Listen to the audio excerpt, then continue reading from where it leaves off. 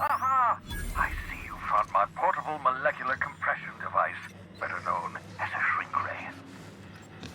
Find a target, point, shoot. Your target will shrink down into a manageable size, whereupon you may commence beating them to a pulp. Feel free to try it on a marauder sometime. So, we're just gonna march straight into Byzantium and acquire some rare chemicals right under the board's nose? I sure hope you negotiated for a raise with this Phineas guy. Uh-huh. Sure. Everybody's got an angle. I'm just wondering what yours is.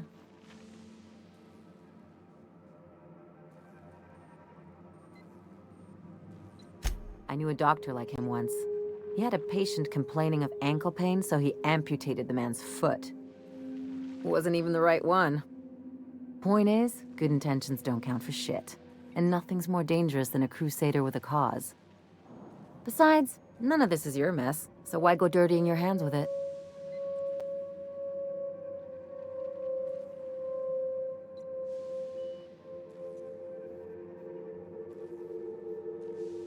Guess I hadn't looked at it that way. Still, Phineas isn't your only option. The board's put a bounty on his head, and they've got more than enough bits to pay it. I've got no love for the corporations, but they know how to take care of their people. The ones at the top, anyway.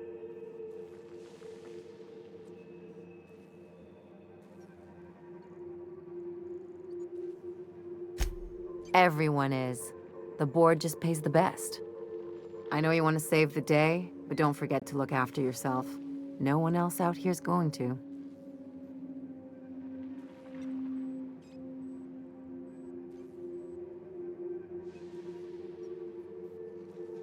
Hey, don't get any ideas. I'm just making sure you last long enough to pay me at the end of this. Anything else?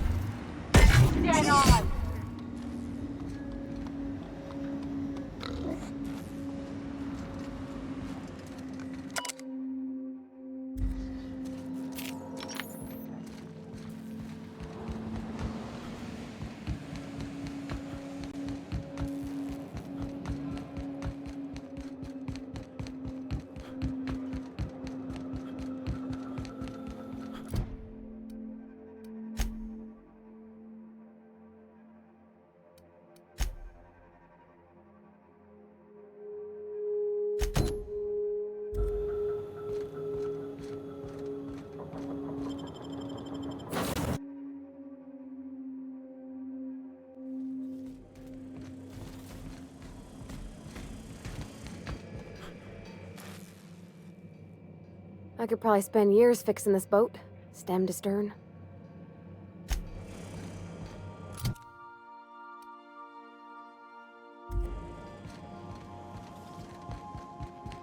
I understand we have decided to continue supporting the outlaw scientist, Dr. Phineas Wells.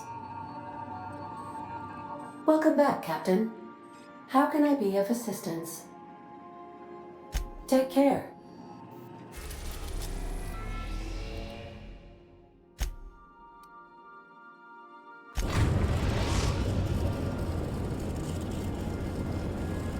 Captain, I'm receiving an urgent docking request from another vessel.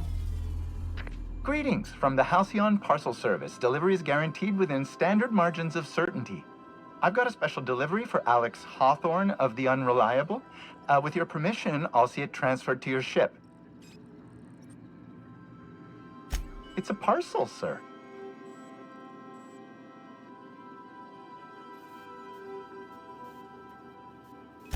A parcel is a shipment wrapped and prepared for delivery, sir.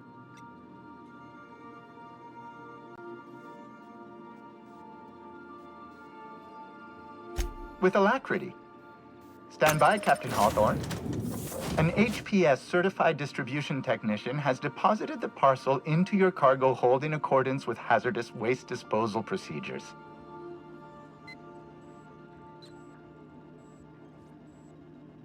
They dispense 3 complimentary spritzes of Anti-Cleo's Citrus Squirt Air Freshener. That's the HPS touch for you, Captain Hawthorne. On behalf of HPS, I'd like to remind you that HPS is not responsible for any damage, defacement, or unseemliness to your parcel. Thank you for your patience, and please remember HPS for all of your future parcel-related needs.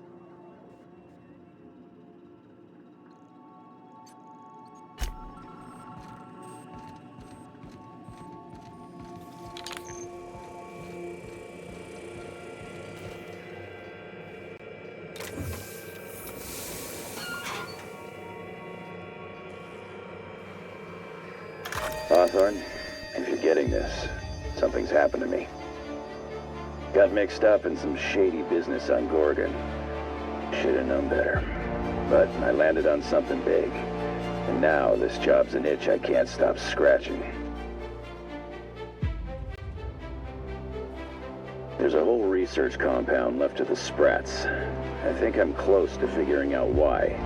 But something dangerous is closer to me. Got the job through one Minnie Ambrose. Top runger who just came into some money, was offering a hefty bid card for qualified help. Trust me, her money's good. Talk to Minnie. Take the job. If I ain't gonna live to see the payday, might as well be you. Consider us even, old pal. Well, that fellow certainly seemed trustworthy. I've gotten jobs from some unusual sources, but this is a first. Congratulations, Captain. I don't mean to sound prim, Captain, but there's gotta be a better way to ask someone to do you a favor. I just want to say, we gotta take this job. This is the closest I ever been to starring in a serial drama. Only thing we're missing is a couple cameras and a soundtrack. At least this won't be boring. Lucky Montoya owed Captain Hawthorne a considerable debt. I believe this is what humans refer to as payback. Captain, the message contains landing coordinates for a small asteroid in the Charybdis cluster. It was recently registered to a Wilhelmina Ambrose. He was an old friend of Alex Hawthorne's. Lucky Montoya had a statistically significant tendency to encounter situations of extreme danger. Oh, really? I thought he lost his arm gambling. He was also the 4th best paid freelancer in the system.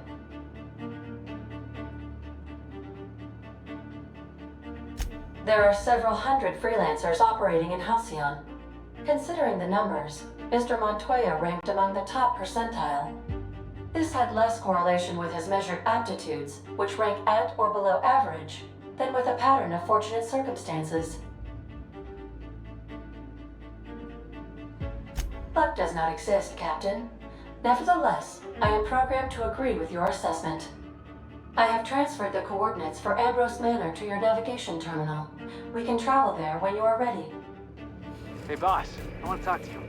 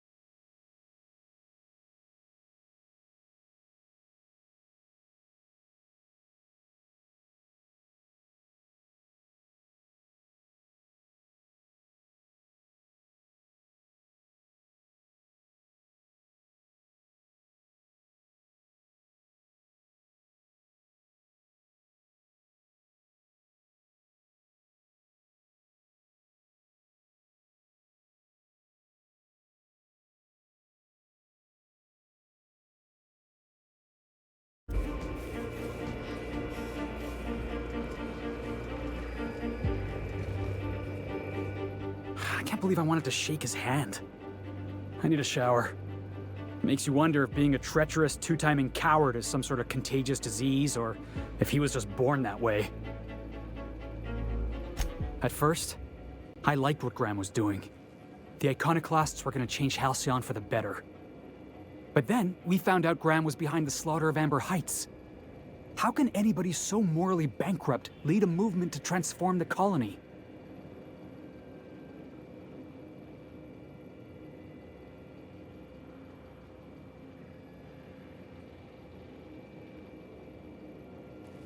That's putting it kindly, boss. Graham's worse than trash. He's a traitor. You'd never do something like that, would you? Slaughter a whole community of innocents?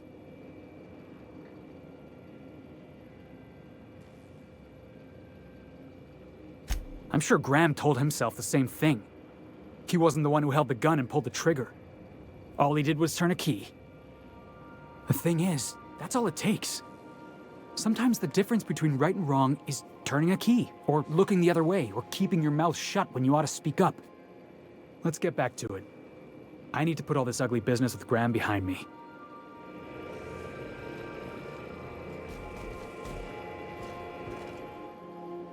Hey boss, got a hypothetical for you? You got a friend, see? Somebody you knew when you were growing up. You were close. Then one day, they up and vanished. 5 years go by, they send you a message out of the aether. What's going through your head?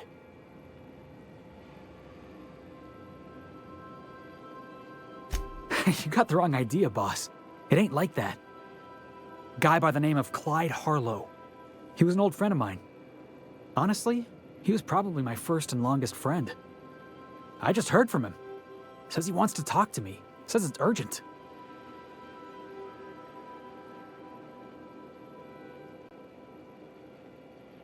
Clyde's waiting for us on Scylla. What he's doing on an asteroid, I can't begin to imagine. I appreciate this, boss. I know you're going out of your way for me. Hey, Cap. Sure. Right now, I'm feeling like a canid following a trail of treats. Like I'm being misled at best. At worst, walking into a trap. Keep those eyes open, Captain. Hey, Cap.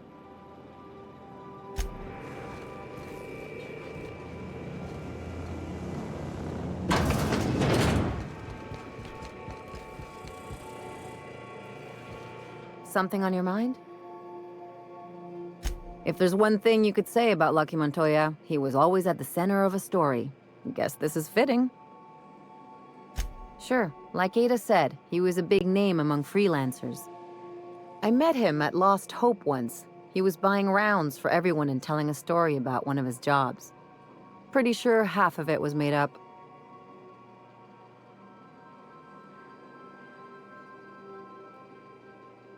Exactly. There was just something about Montoya I couldn't quite trust. He was always the center of a room, and he slapped a lot of backs to stay there.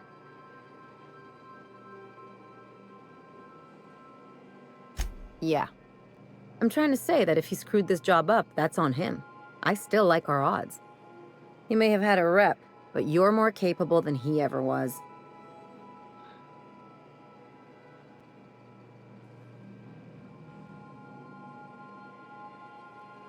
Yeah, well, just remember that when we get paid. What's on your mind? From his arm? The decay makes it hard to tell. Could be a lot of things.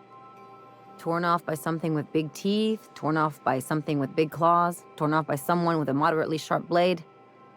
Or maybe he just got too close to heavy machinery.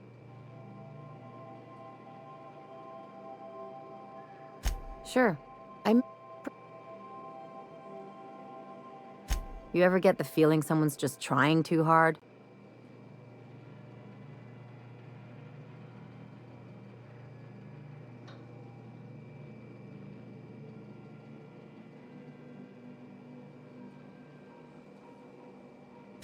That's your problem, Captain. There was just something about Montoya I couldn't...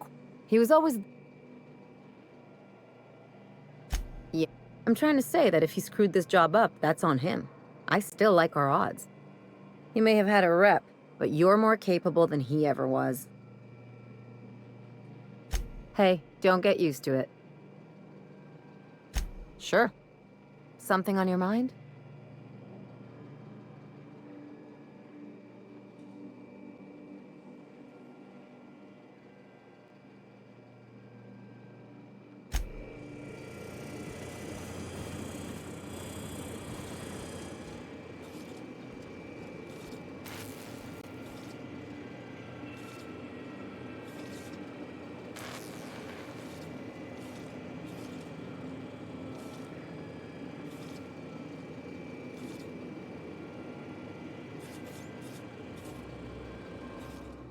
As always, I am at your disposal. Anything you'd like to discuss? Perhaps it's just my judicious nature, but I think we should be careful if we're following up on this lucky fellow's message. I've always felt caution as the best approach when one has delivered a message attached to a severed limb. Well, all we have to go on is that overly dramatic message, but I think it's safe to say this lucky fellow's upper story is lacking in the gray matter department. It doesn't strike me as a setup, but I still advise caution.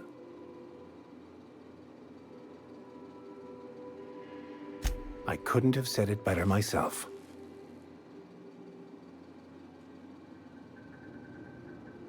I could spend hours. So,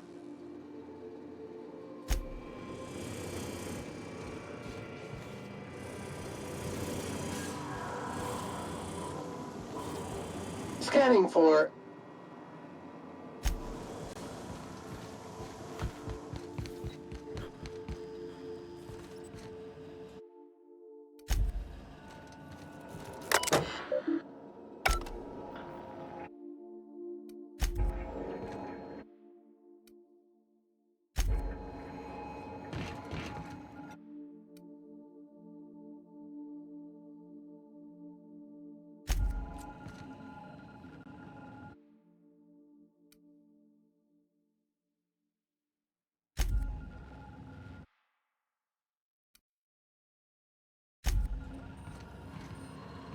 I so enjoy watching you sleep for hours on end, Captain. It's quite entertaining the way you drool and whimper.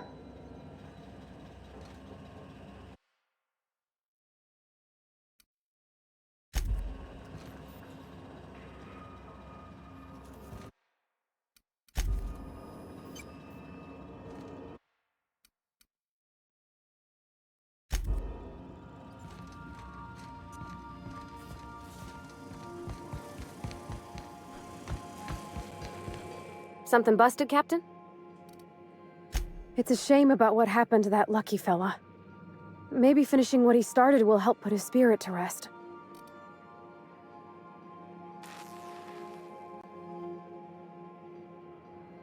It sure is lonely out here, on the edge of the colony. Anything could happen, and ain't no one gonna come to help us.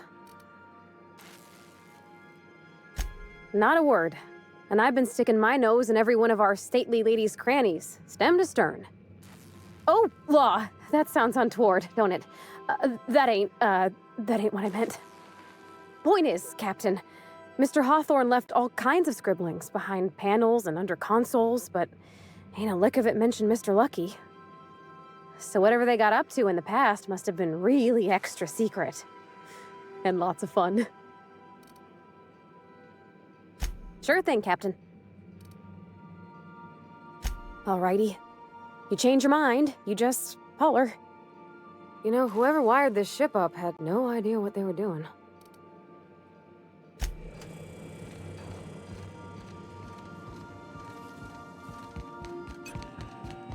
Welcome back. How can I... May...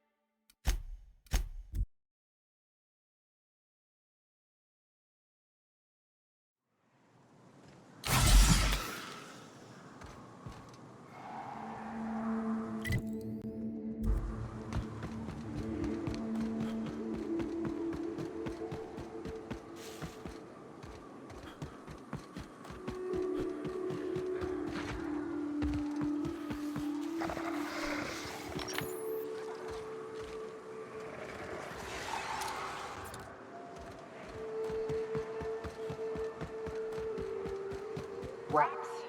Let's clear this sulfur sun fucks out so Hayes can rest in peace.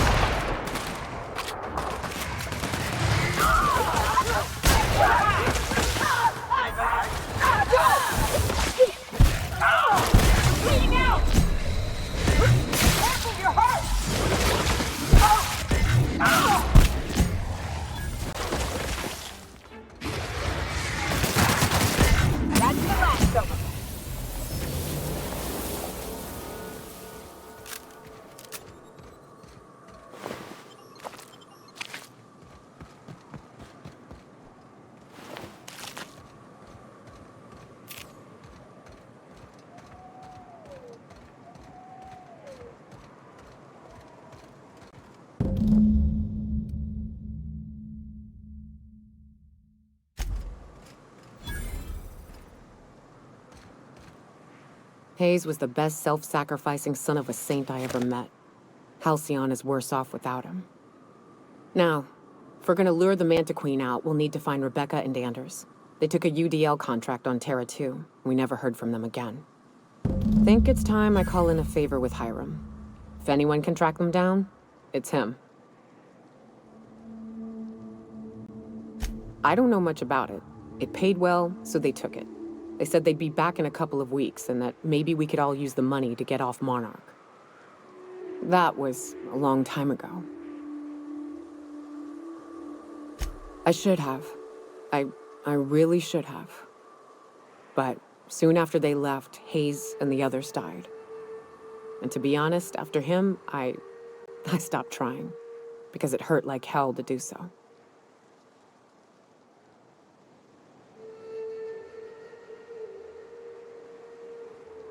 Thanks. I'm still not convinced I won't come to regret it, but we've started down this path. Might as well see it through. Maybe it'll stop me screaming at night. Now come on, let's make tracks before Hiram dies of old age.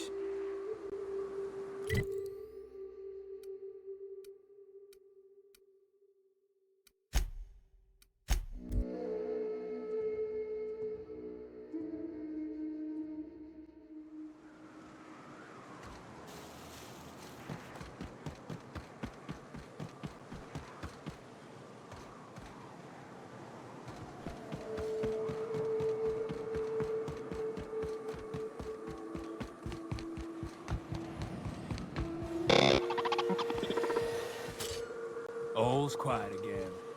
Thanks for Only the good easy marauder payday, is a stranger. dead or dying one.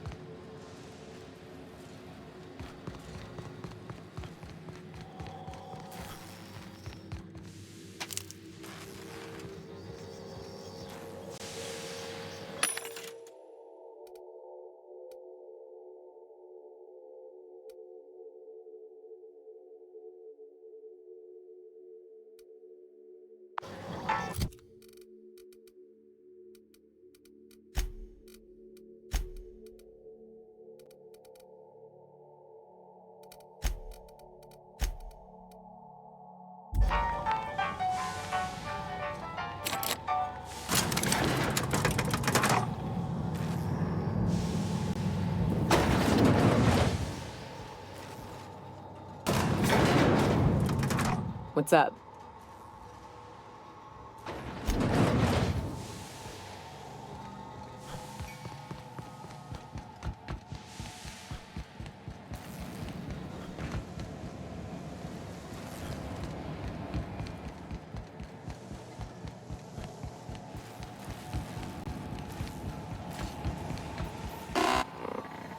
So much for peace and quiet. Would it kill the universe to cut me some slack? Oh, great. I love doing pro bono work for friends. Aw, you called us friends. I'd normally entertain your self-aggrandizing delusions, but this time it's important. Important to you is not the same as important to me. Although I do recognize that you may have earned some goodwill during your months laboring for me.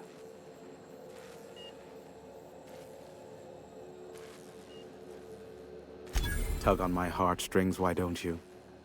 Look, I'll do what I can, all right? Rebecca Hodges and Anders Wadsworth. They took a UDL contract back when Monarch went to shit, and I need to find them. I believe them to be on Terra too. If UDL hired 2 hunters back then, it would have been for creature clearing purposes, round 1 of their Spacer's Choice outposts. These are the coordinates for the outpost under the last UDL contract. Now scram. And, good luck. Sure, you know where to find me if you need me.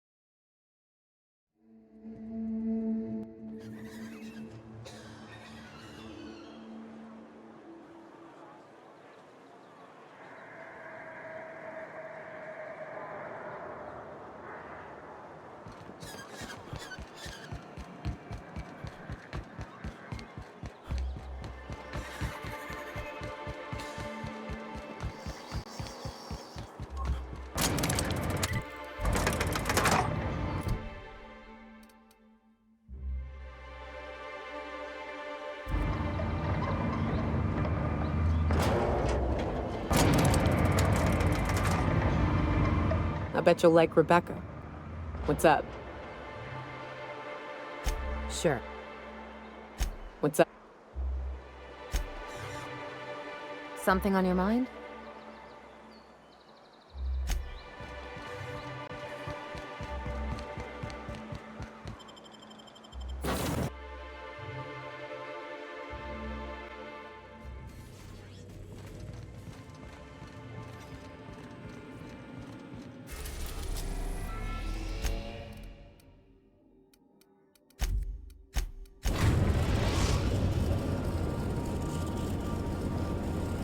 We are now in orbit above Edgewater, Captain.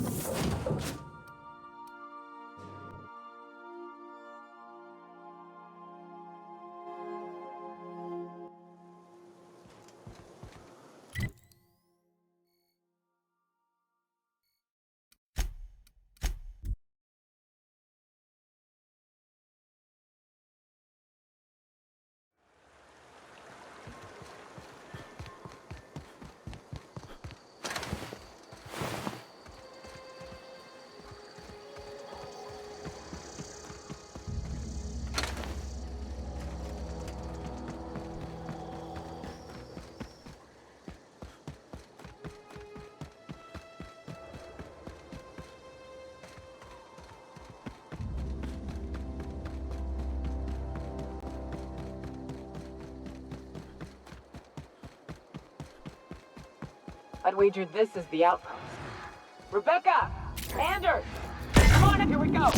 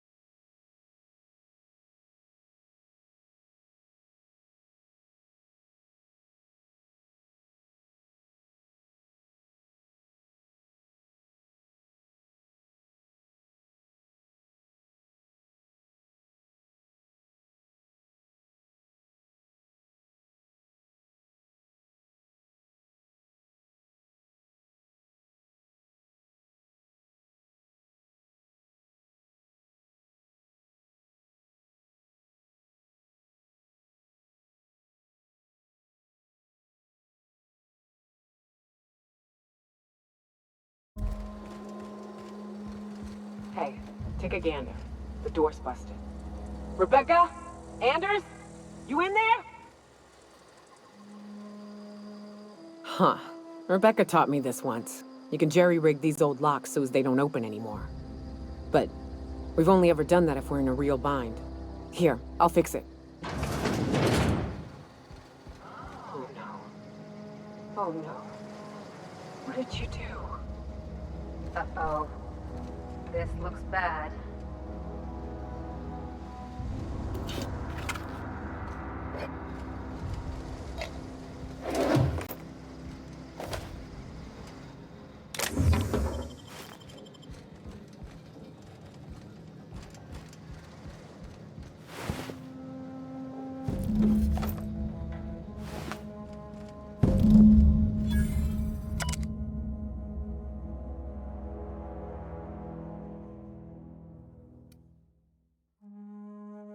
don't... They were... That bitch! They were all set to abandon us! What would Clara say, huh? Every day she'd ask if we heard from you. And she'd have forgiven you. The kid had a soul that made the sulfur smell like roses. I'd to leave your medallions to rot with you, but Clara would want to be buried with her sister. At least I know. Ought to have learned by now that getting one's hopes up tends to open them to being dashed across the stars. I hate to say this, but Clara died thinking her sister was still fighting to get back home. I'm glad. If she were still alive now, break her to know the truth.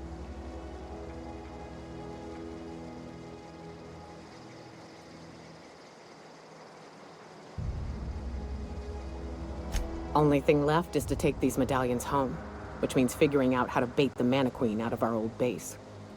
The most pissed off I've ever seen a queen was when a foreign species was on her soil. I'd wager the stench of a primal might do the trick.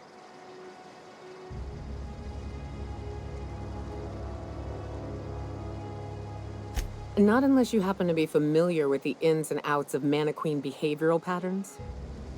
Never had the pleasure of hunting primals, but I hear they're all over Scylla. Let's tear a few apart, shall we? I'm sure they've got pheromones. Everything does.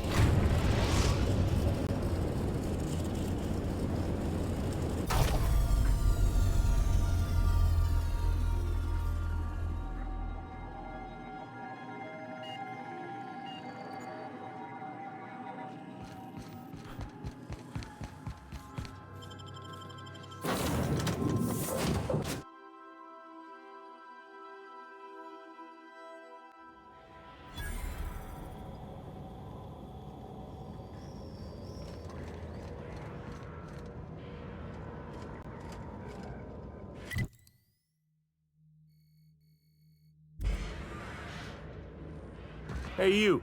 Looking for something? Where do you think you're going? Hey, nice form. Good delivery, too. You looking to join Captain Harlow's crew, huh? All right, go on through.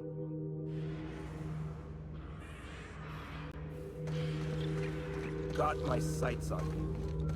Nothing to do but stand around and watch the stars go by.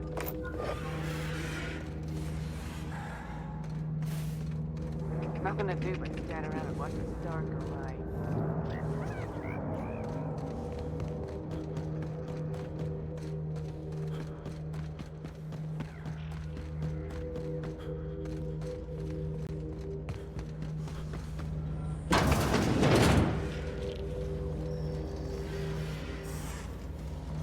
If the board comes after us, we'll be ready.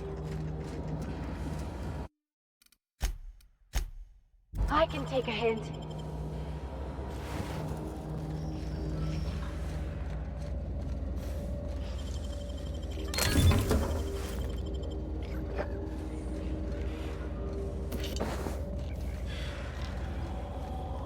If the board comes after us, we'll be ready. That machine stole my bin.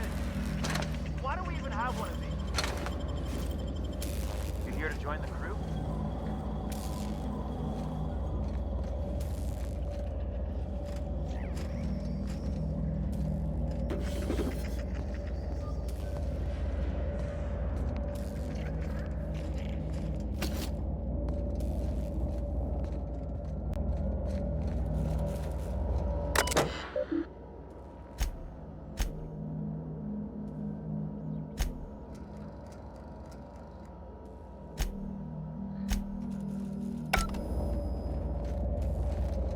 Got my sights on you.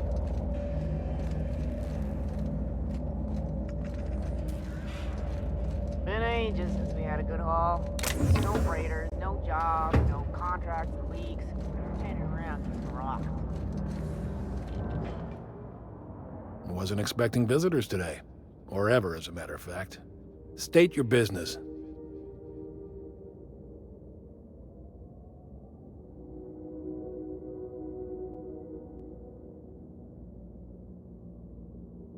Felix?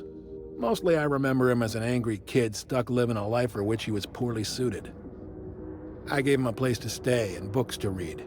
I told him to push back when someone pushed him. He put on airs of independence, self-reliance, pretended to be a loner. But I know him too well. He's always wanted a family, a place to belong. Let's hear it. A revolution is the work of a lifetime, Captain. I've spent my life preparing for the day of Halcyon's reckoning. Everything you see around you is the result of that preparation. A base of operations, loyal soldiers, freedom from the board's oversight. Hardly. The board is rotting from the inside. Tomorrow, next year, a generation from now, eventually, the board will fall to pieces. Entropy is the natural state of the universe, Captain. All systems inevitably dissolve. When that day comes to Halcyon, we will be ready.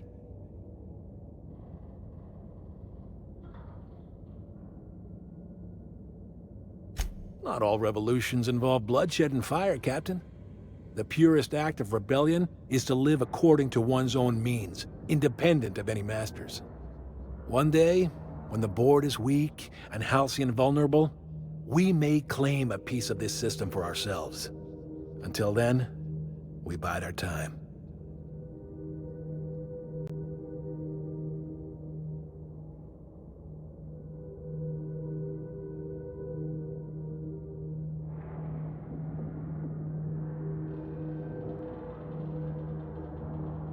The skies around Scylla are curiously absent of patrol ships. It's almost as if the board's sphere of influence is shrinking. Besides, our facility is well armed and located on defensible terrain. If the board tries to lay siege to us, we'll make them pay. Something on your mind?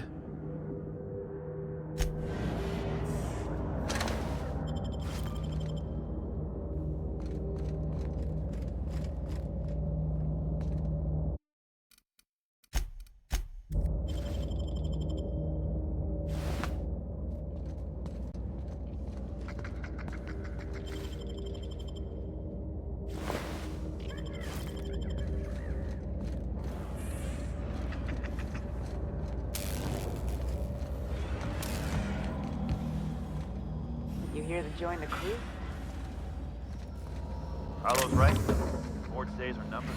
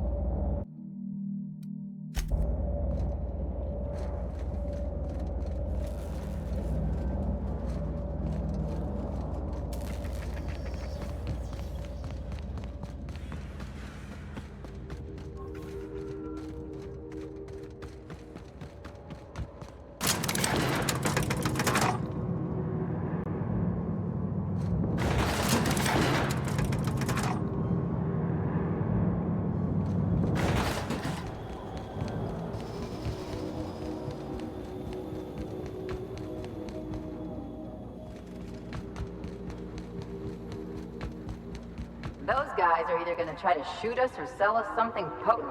Either way, should be fun. I'm jealous. Tried to build myself a spot like that once. Didn't work out.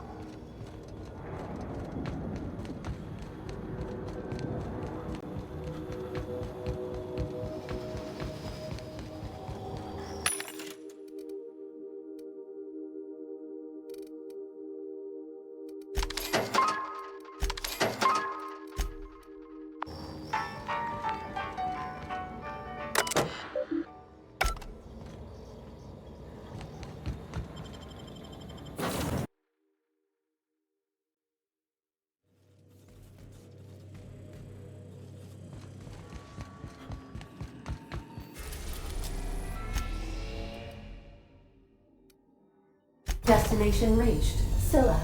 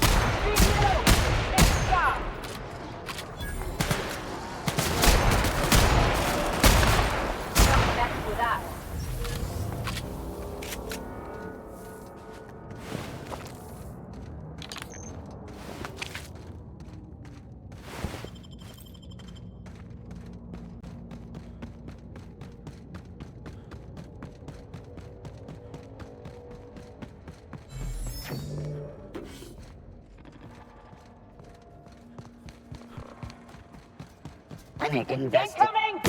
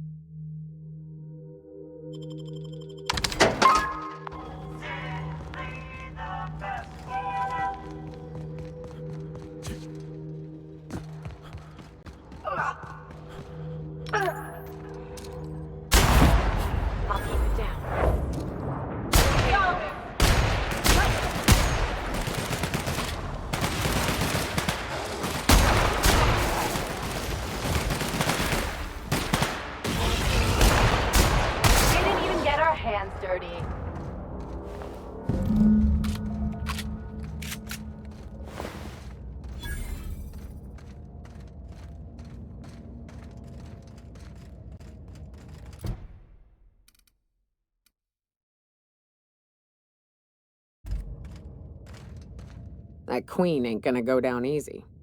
I can't wait. What's up? Outstanding. These ought to be enough. Let's get back to Monarch. There's an old base I used to call home. I can get us in the door, but we'll have to shoot our way through the Queen's brood to get to the center. We'll set the bait there. Password to the door is Charon. It's an old cave system we tried to turn into an encampment. You'll see when we get there. Hayes' idea. Clara, Hayes, Anders, Rebecca, Opal, Niuka. Charon. He said it was some old myth, something about death and all the things we killed. Rest of us just thought it sounded cool, so here we are.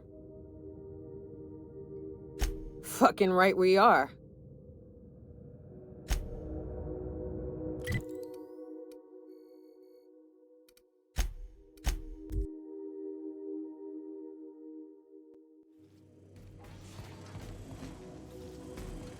Didn't I request no more fertilizer shipments be brought on board? Who keeps ordering these?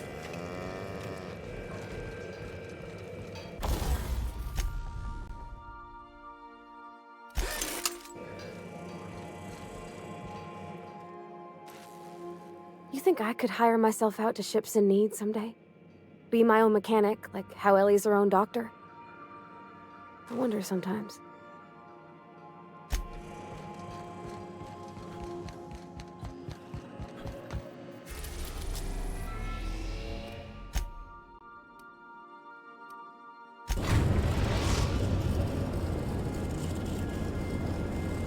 We are now in orbit above Stellar Bay, Captain. No blockade is a match for my piloting skills.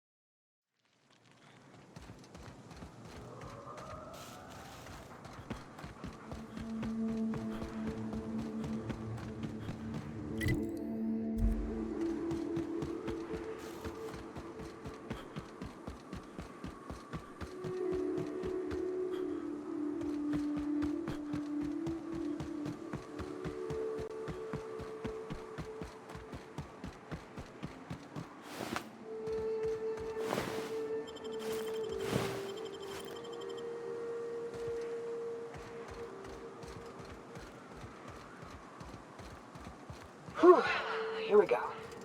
I haven't set foot in here since... Well, I'm ready. Yeah, right? Yeah. Here we go.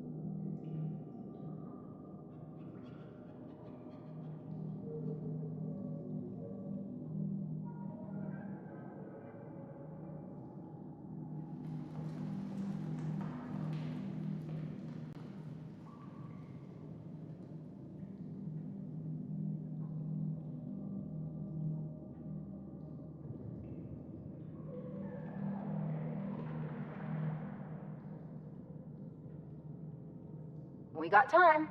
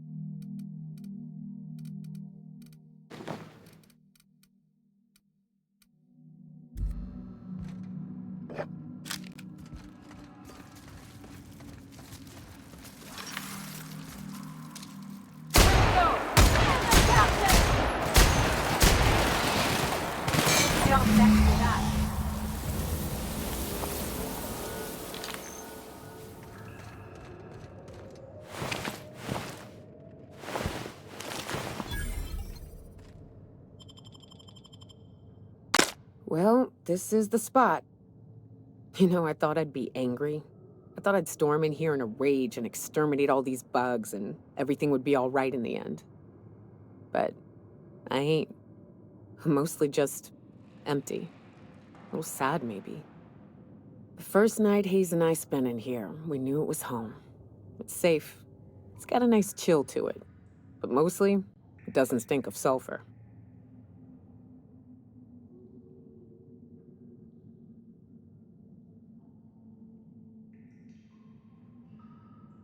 Monarch folks often joke about it. Not because of the smell or the grittiness it leaves in your throat. Not because of the headaches or the coughing. It's because there's no escaping it. It's life here, and there ain't anything you can do about it. But here, somehow the sulfur never made it. The nights we spent in here felt like vacations. so we started building. We hauled in steel, hired sublight folk to help. That's how we met Anders and Opal. They stuck around after our contract was up. Opal liked camping. Anders liked chasing her tail. 4 of us for a while, scraping together what bits we could to build our home. Then came Rebecca, a sawbones out of the Cascadia survivors, who took a kindness to Hayes. And Clara, her little sister. I'll admit I wasn't keen on taking her on at first, but for a teenager, she was surprisingly capable.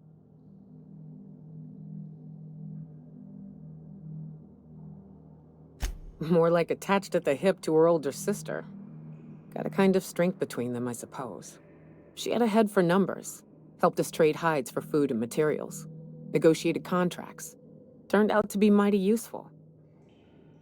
Clara, Hayes, Anders, Rebecca, Opal, and me. 6 folks, 1 name, 1 family. Charon. Despite Monarch trying to kill us day in and day out, we managed to belong.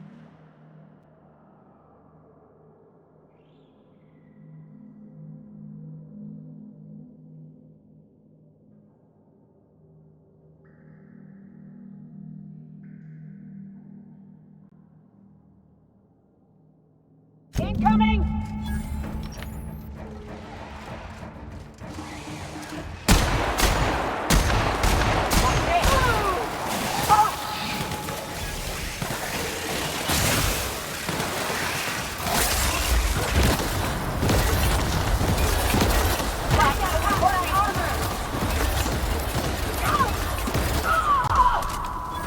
I'm going!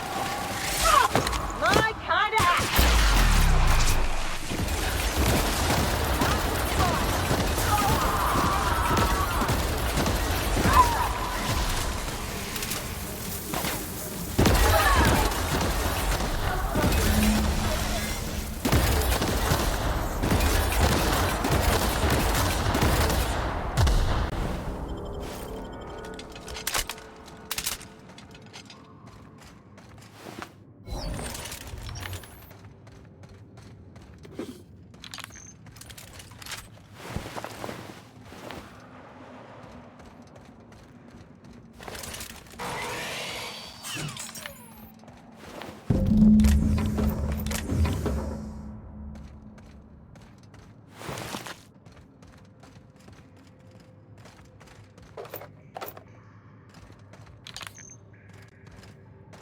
I wish these were more auspicious circumstances, but at least we're all here.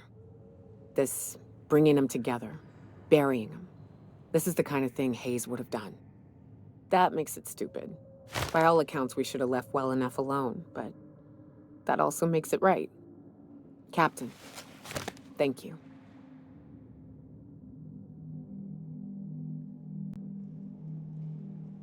You mind if we rest a spell before we head out? I'd like to bury Opal and Clara proper before I lay everyone's medallions to rest.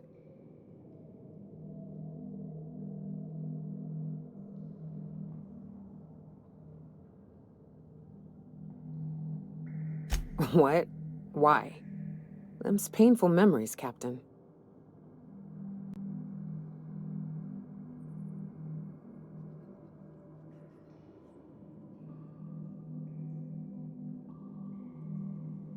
Huh. That ain't a bad point. All right, Captain. Thanks.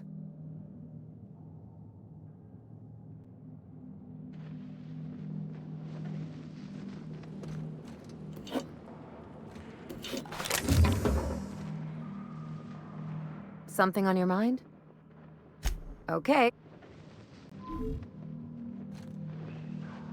You know, I'd been assuming this entire stay on your ship thing isn't a permanent arrangement. Part of my contract? That said, you ain't been eaten or shot to death yet. Says a lot about the stability of your future. And to be honest, I'm about sick of sleeping on bar stools. So how's about this? You keep letting me stay on that ship of yours, and I'll keep shooting at the things you point at.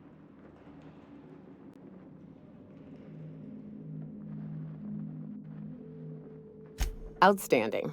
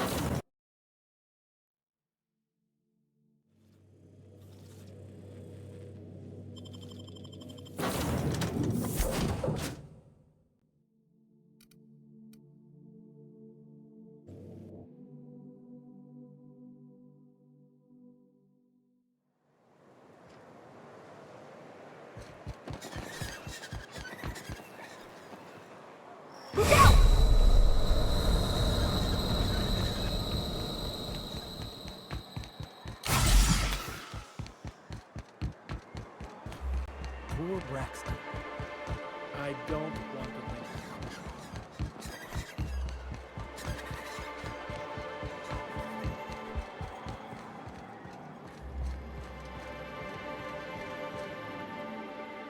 Whoa, by the stars, my poor heart. I just about pissed my jumpsuit.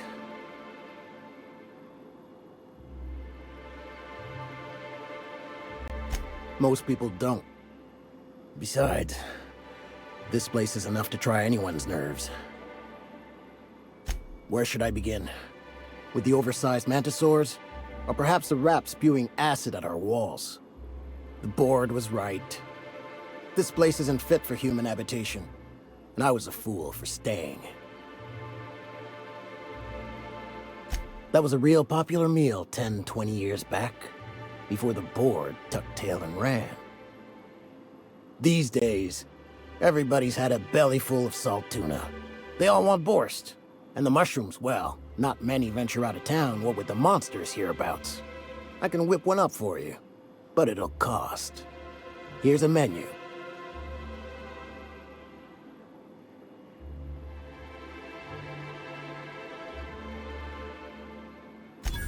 Whoa, hold on, Okay. Leak contained. My stars. Look, Captain. This is the best I can do without putting myself out of business.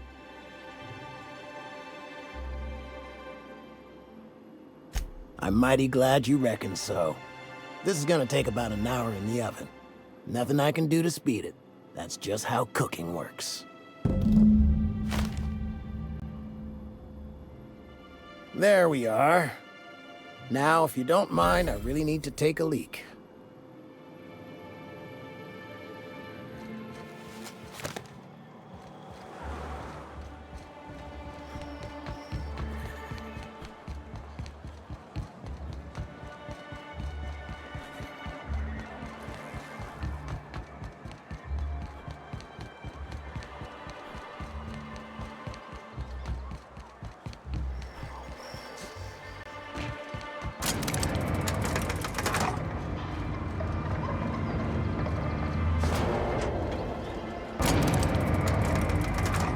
Something on your mind?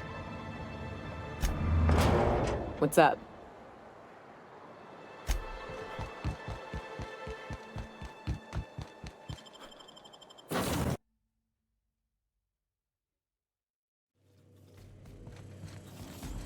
Now, hold on. What happens if we hit the wall? Most likely, the bullet will ricochet, which could be bad. Or hilarious. There's a tiny chance of a hull puncture, which would suck us into space one chunk at a time. Bad and hilarious. Ugh. Just imagining that makes me sick. That's why we don't miss. Something on your mind? Hey, Cap.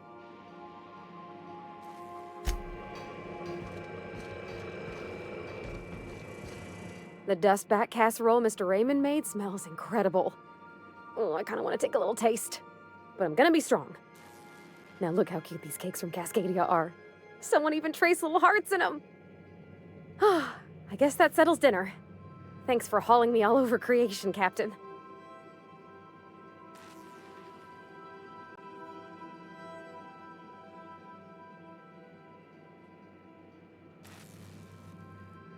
Well, I was gonna, but then it hit me. I got this nice meal all planned out with music, and I got that soap to scrub up with, but I don't got nothing nice to wear, Captain.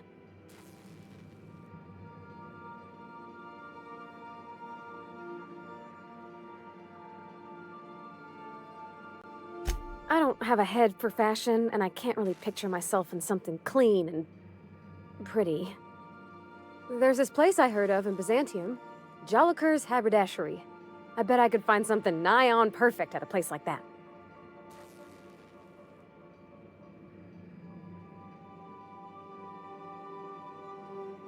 Thanks, Captain.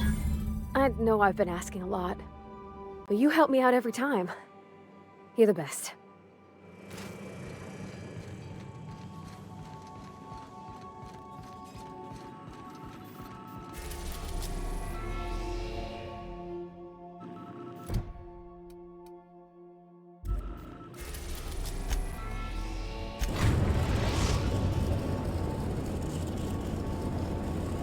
We are now in orbit above Byzantium, Captain.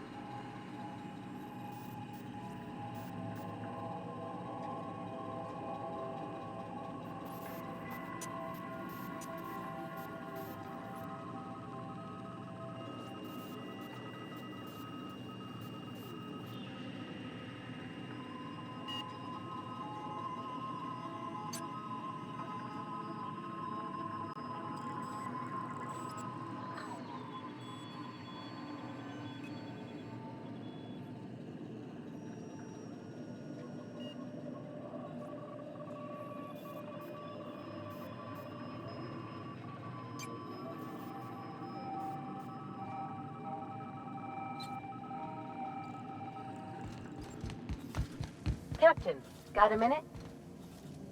Since we're in Byzantium, there's something I've been meaning to do. I haven't actually talked to my folks in a while. Shocking, right? Anyway, it's probably about time I paid them a visit. Given the dangerous life I lead, they've got to be worried sick.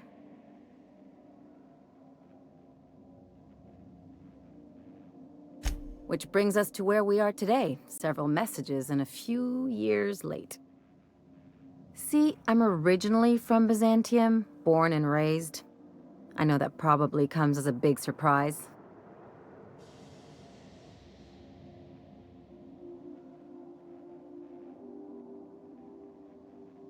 But I worked so hard! I dropped the accent, picked up a swagger, developed a taste for spacer's choice.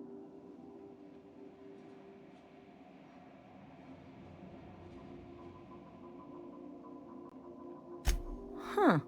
Well, I bet they won't know the difference. I bet they'll barely recognize me.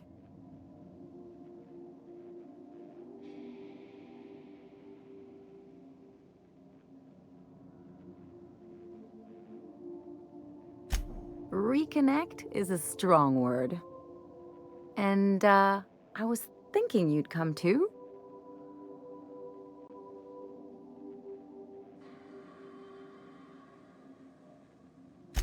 Because it would be fun?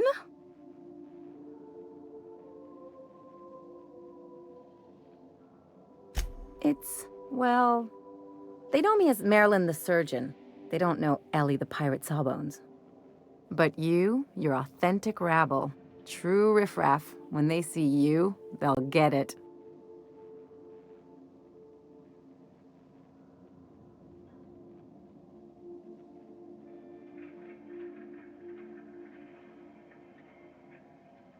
Yeah, just don't let it go to your head.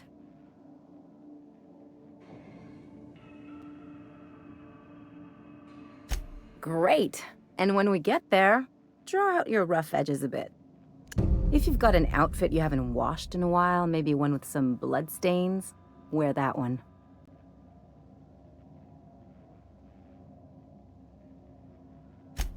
You're the boss. Anything else? It's like one of those stuffy art gallery pieces. Looks okay from far off, but once you get close, you realize it's just some mismatched shit everyone's agreed to overpay for.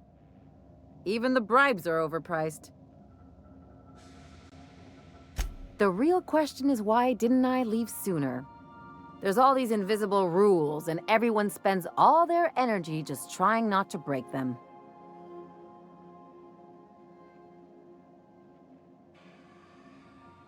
Call it what you want, it sucks. I was a top-tier surgeon, but I could hardly open a pack of gauze without 10 people signing off first.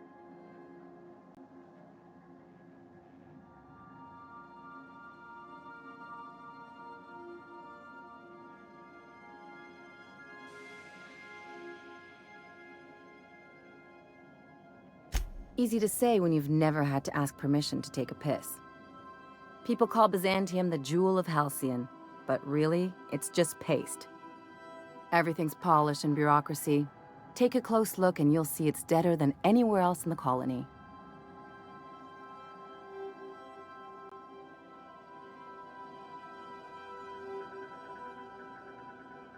Don't trust anyone, don't touch anything, and whatever you do, don't show your teeth when you smile.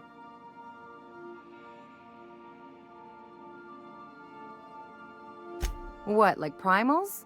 Nah. People are extremely competitive about cosmetic dentistry. It can get ugly. Interesting like a colonoscopy. I trained as a surgeon. More my folks' idea than mine, but I made the best of it. Lots of them, unfortunately. I even sculpted a few. Turns out Byzantines are more concerned with having square shoulders and a good profile than, well, anything else. That's what I've been saying.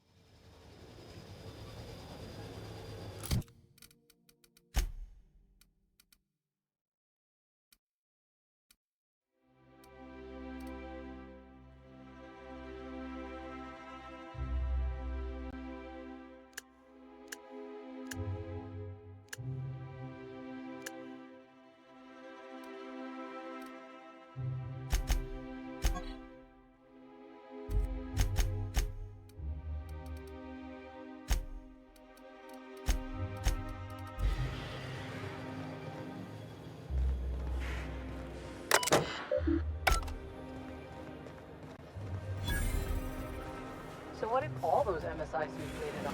Nothing exciting ever happens around here.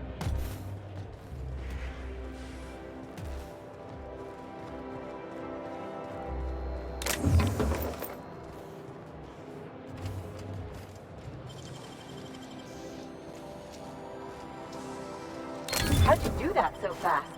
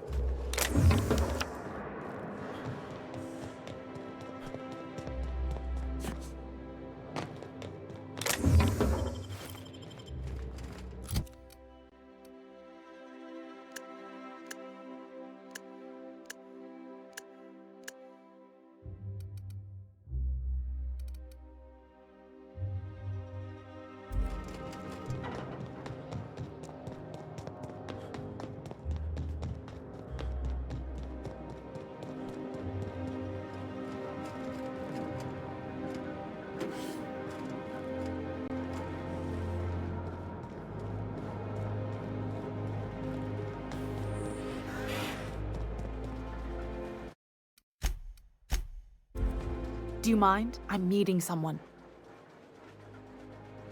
Shh. No names, okay? The Phoenix is a wanted man, and the board has eyes everywhere in Byzantium. Yeah, you're looking to make contact with Minister... Magpie, right? I should warn you, it won't be easy. He spends most of his time in his estate, which is heavily guarded.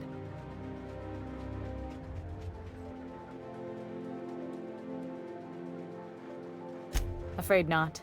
He almost never leaves his home, and his guards never leave him. Can't say I blame him. It's scary out of doors. I mean, can you even count how many times we've been shot at?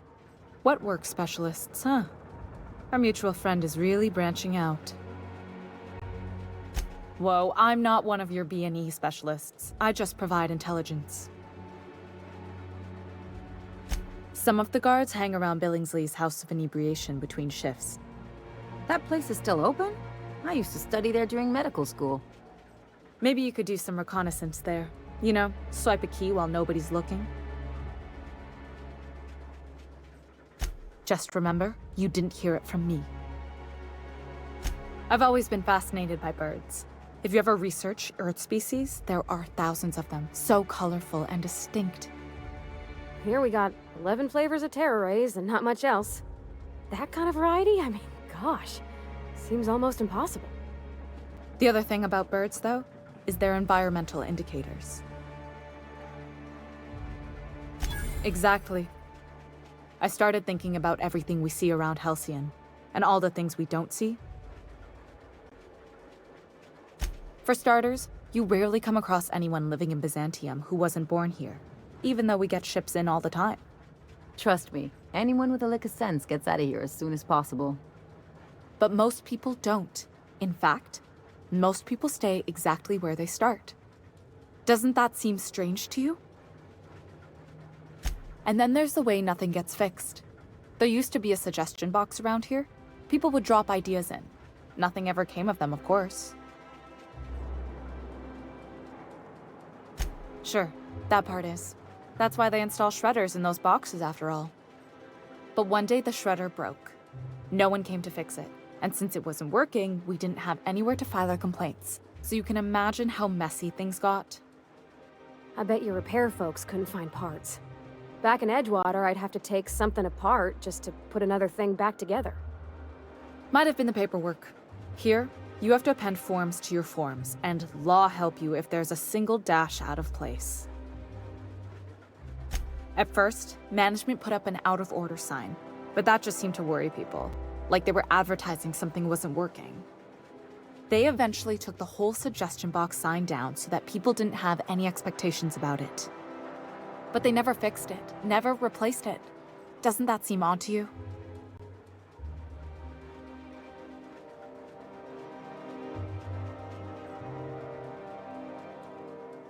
Except that's not how they go.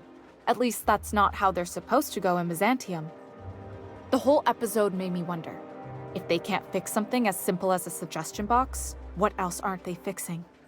After a while, I got connected with our mutual friend and started using my position here to feed him information when I could. That's it, really.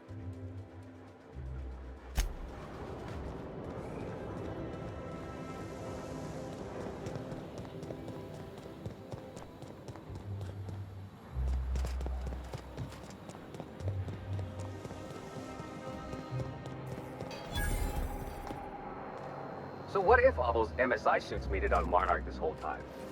I could do it. Easy. You still tinkering with that? It's not gonna fix itself. Don't we have repair drones? This was a repair drone.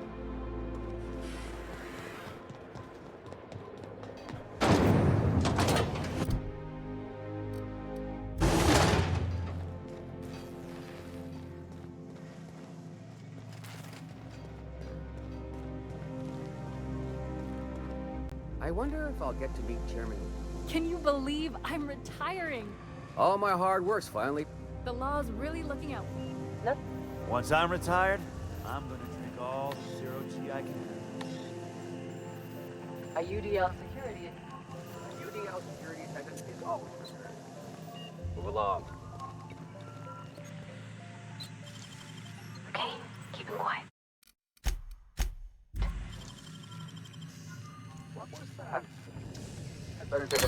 What do you think you're doing?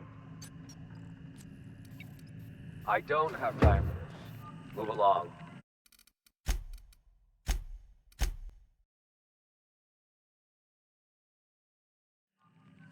Not a peep for me.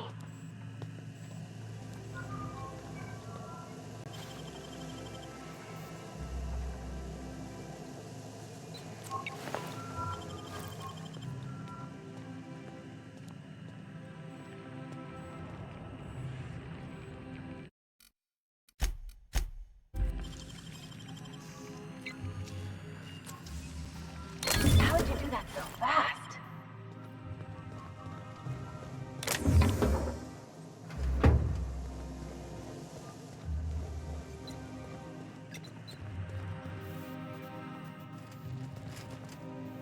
Can you believe I'm retiring? Lucky me.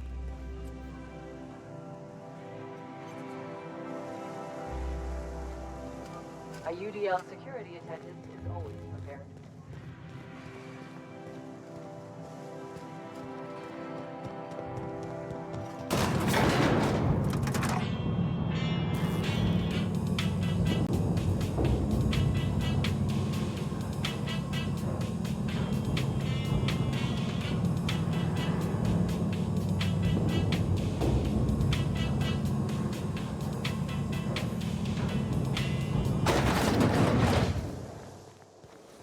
Why can't something exciting happen around here for once? Nothing wrong with stability. It means everything's running like clockwork. Don't you ever want... Hey, you. Yeah, you. Want to be famous? Kid, you got presence. Natural magnetism. Know what I mean? Tell you what, you're gonna like it a whole lot more once we start talking bits. Listen, you got an agent? Some kind of representation?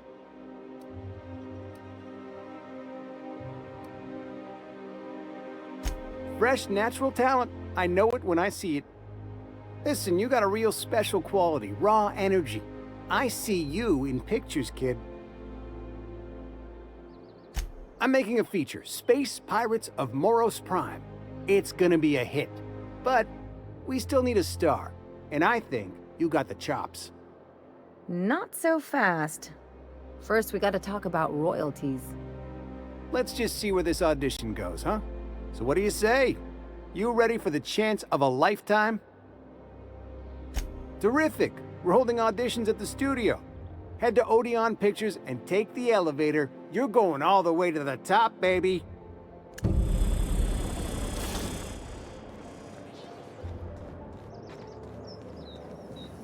According to local legend, if you walk around the orrery 3 times, your corporate rival will die of a paper cut. You think I'd get arrested if I climbed up on that to get a look at the gearings? Nah, probably just shot.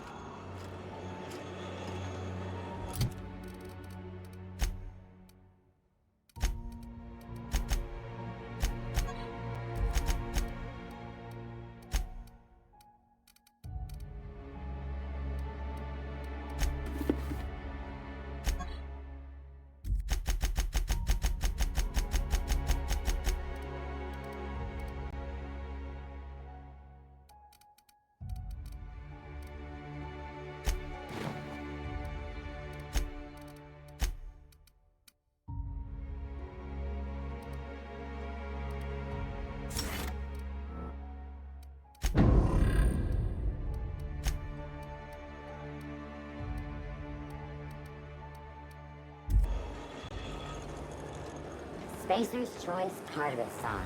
A tangy sauce made with real atmospheric contaminants from tartarus. Great on fish sticks. I've always loved. You, with the hips. Over here. Let me take a closer look at you. Don't speak. Hold that posture for a moment while I admire you. You have a natural contrapposto, my dear. The way you rest your weight against your hip suggests a certain rugged charisma possessed only by the mighty primal and the well-traveled spacer. Splendid. I love it.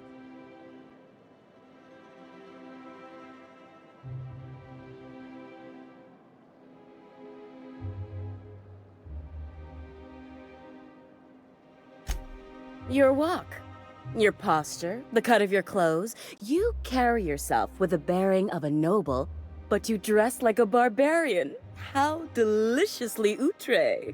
I'm Celeste Jolicoeur, and you, my dear, are exactly what Byzantium needs.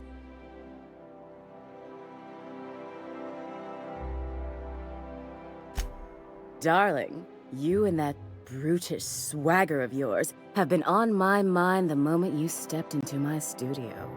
I'm working on a new line of clothing that will shock this city to its core, and I'd like your help. What do you say, my dear? Care to make history with me?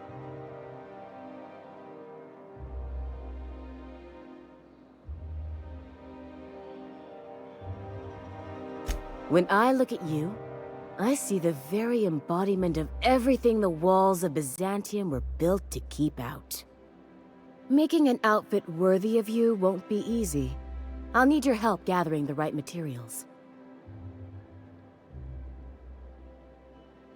Marvelous! You and I are gonna wake this city up like a cold splash of wine to the face. What I need is a survey of the outside world. What does the common laborer wear? How do the wild-eyed madmen of Monarch dress themselves? I've heard rumors, but I require samples. Also, I expect you to model for me.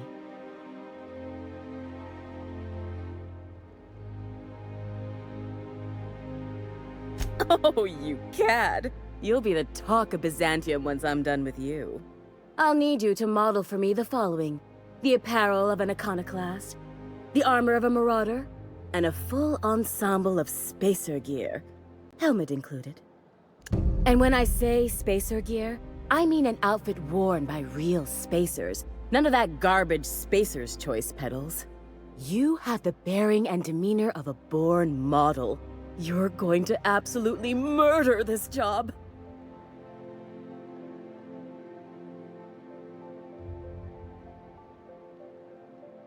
Fabulous! I can't wait to see what you dredge up.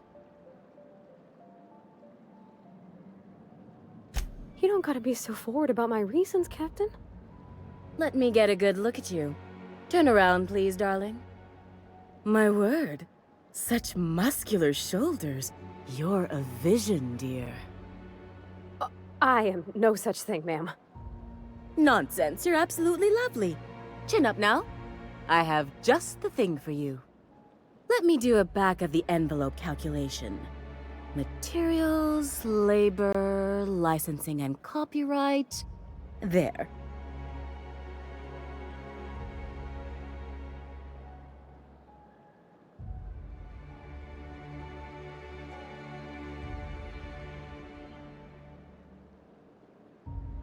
Love? That's the ultimate luxury, darling. Love. Oh, gracious me. I don't get why that's funny, ma'am. Oh, my cherub. Who woos for love anymore? That's so... precious. All right, Captain. Here is the absolute best I can do for you.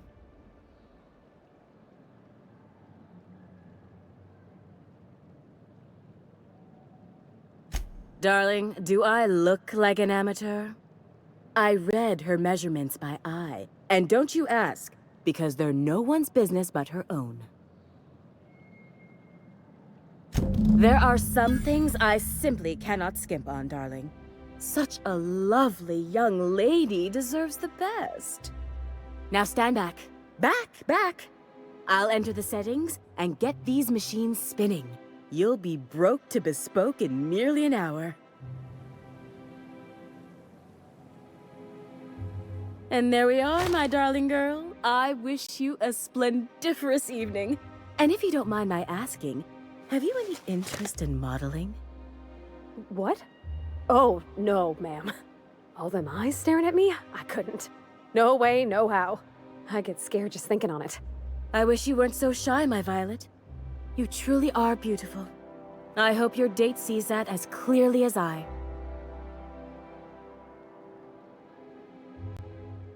If I were an enterprising spacer in need of a wardrobe, I'd probably head to the Groundbreaker. For you, anything. Outside Byzantium? Of course not. There's nothing for me outside Byzantium.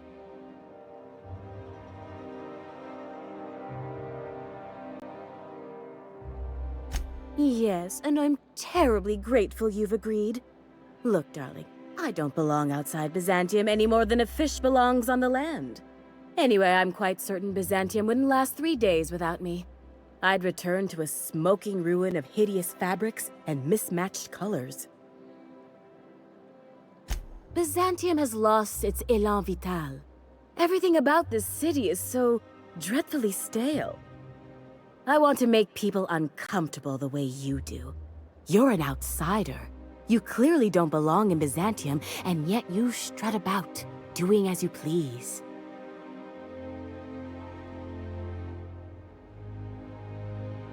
I'm not some common buttonmonger, darling.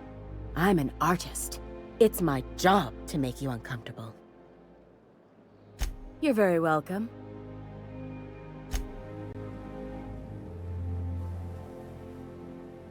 I can't.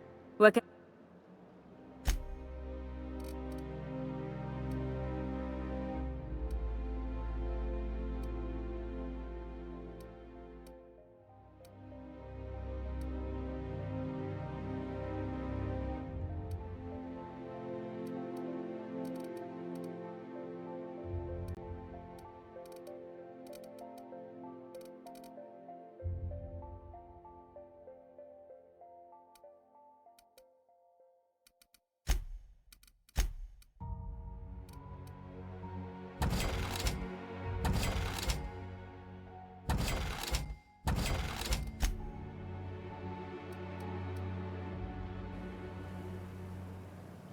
Oh, can you believe this outfit? It's so handsome, I'm almost afraid to touch it. Well, I guess that's everything then. After all this time, I just have to actually do it now. You know, there's a part Junlei's been looking for to fix up the air cyclers. They only carried them on big colony ships, like the Hope.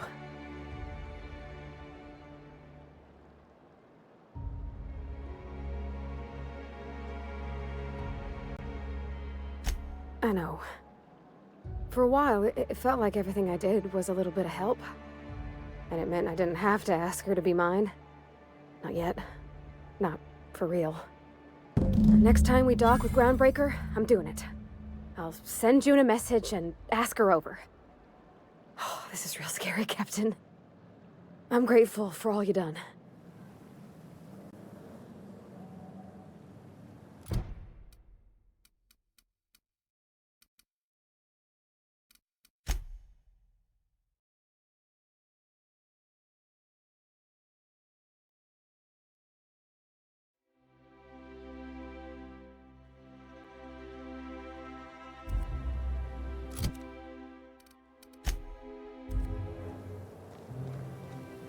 what if all those MSI suits made it on Monarch this whole time?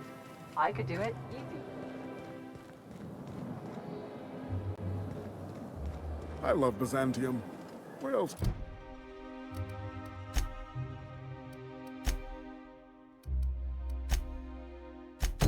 Where are you going to find art, culture, working toilets?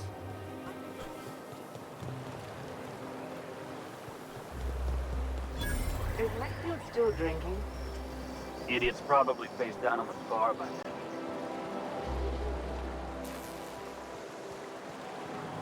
Out with it, you wretched contraption! Does nothing in this city work anymore?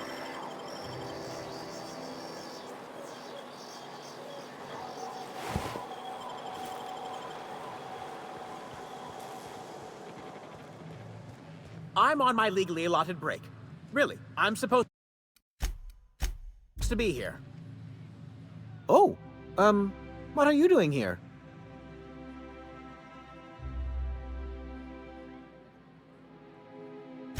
Laws, I knew it! You got me. I'm caught, aren't I?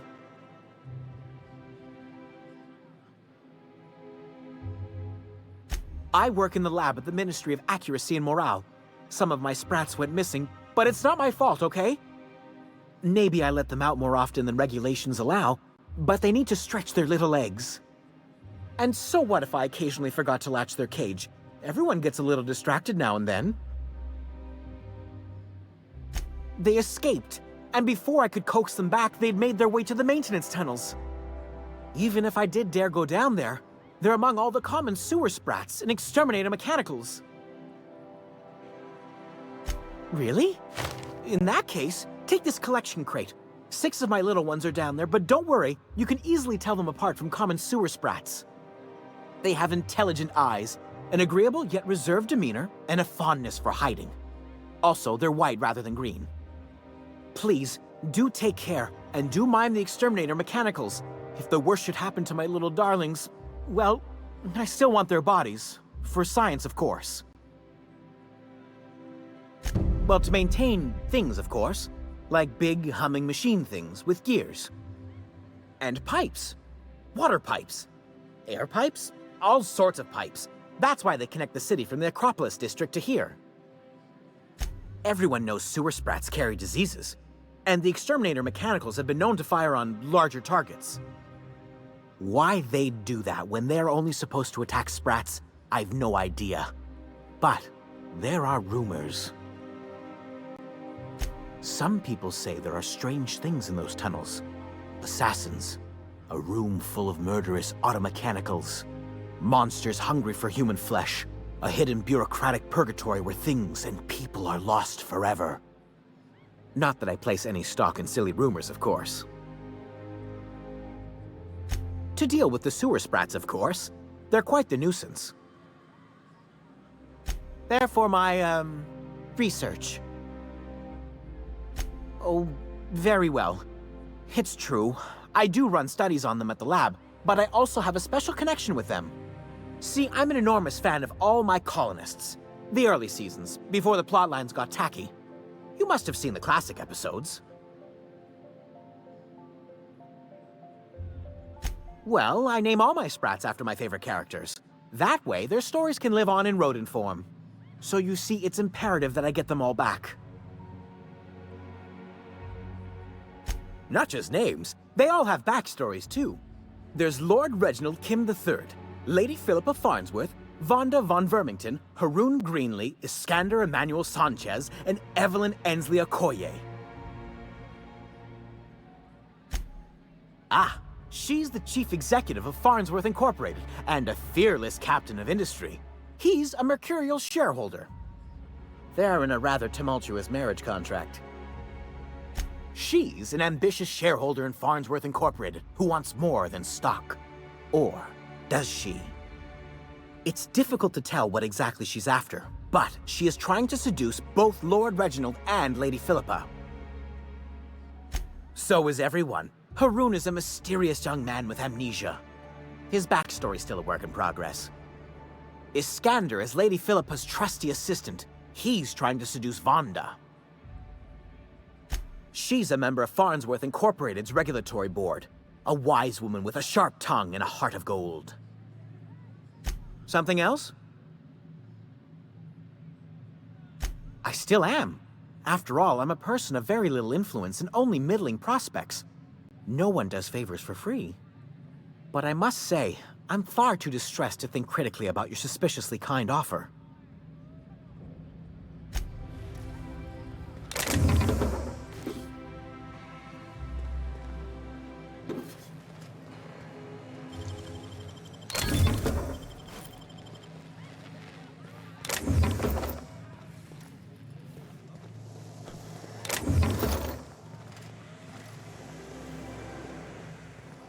I'm afraid I can't put down anymore, my good man.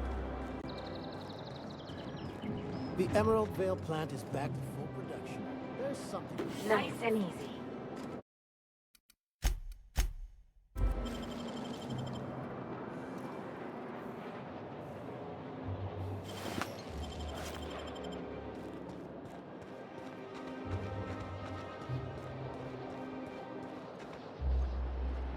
You have a rather Today's trends. Move along.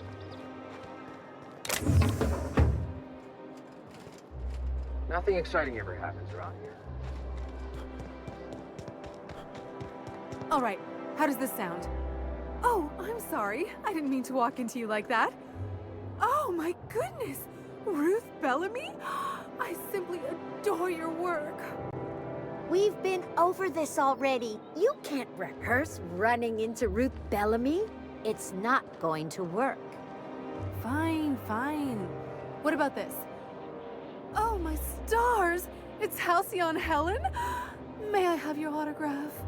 Now you just sound like a crazed fan, which I suppose is not far from the truth. Move along. Hey.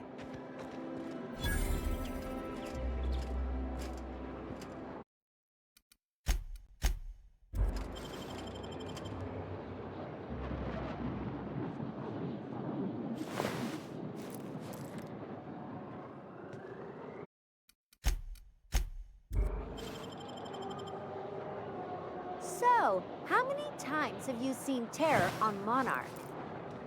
Terror on Monarch loses its appeal after...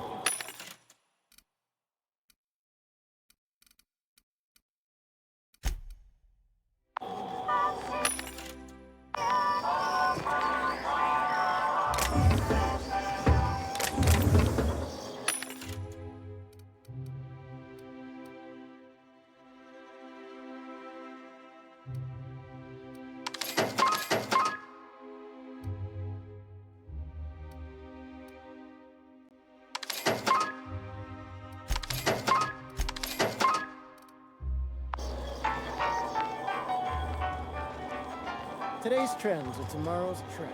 Citizens, today marks a monumentous occasion in the course of Halcyon history. After a deep and thorough examination of our budgets, revenue streams, and predictive models, we are publishing our yearly success report.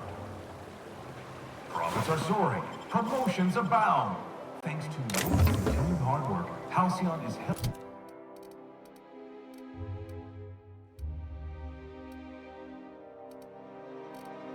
and more productive than ever. In the coming months, Byzantium will be sure to see the many rewards reaped from Does that mean or could each of these hosted all of Edgewater inside? Henry and all. I could do it. For now, my There's my parents' place. Smell that? Industrial grade cleaning solvent and desperation. Experimental pheromones?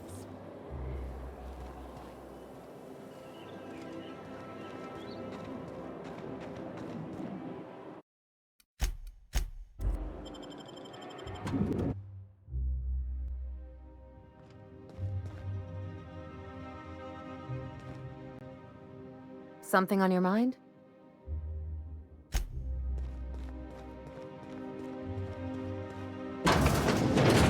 Marilyn, is that you? Laws! We certainly didn't expect to see you like this. And I didn't expect you to renew your marriage contract. But we're all full of surprises today, aren't we? Speaking of surprises, you should meet my new friend. We've been running around the system for a while now, stirring up all sorts of trouble.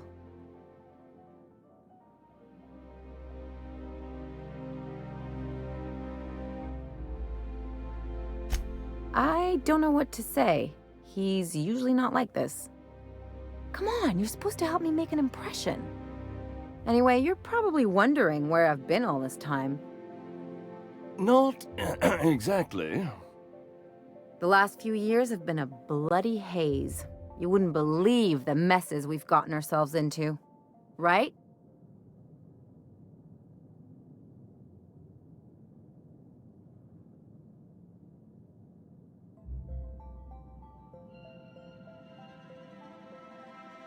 Are you trying to make me look bad? Marilyn, this really isn't the best time. Perhaps you should go.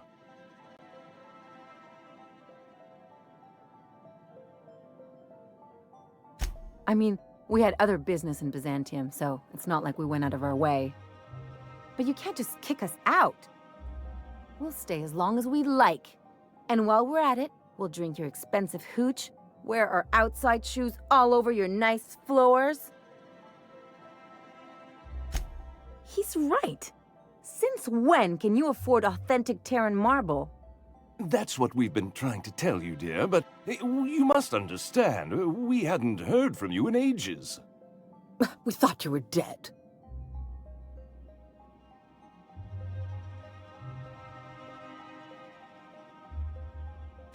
I'm not dead. I just never wanted to talk to you again. I'm afraid the distinction was lost on us, darling. We only did what any grieving parents in our position would do. We collected on your life insurance policy. And the payouts have been rather, substantial. You what?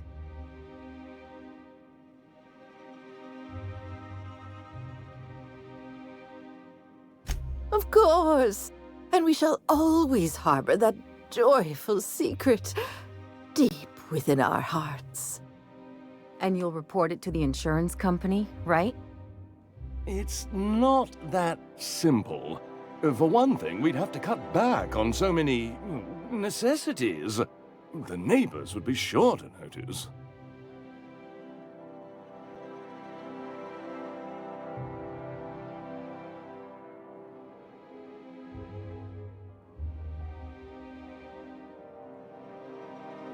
Why did you do that? We had to explain your disappearance somehow.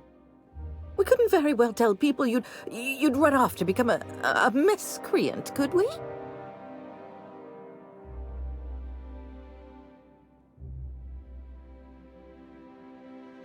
Shh!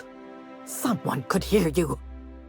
We concocted a story about Celeste Jollycurl designing a pair of 12-inch heels for you. One of a kind, naturally. That led to your tragic death when you tripped and broke your neck. It was quite the story. People were talking about it for weeks.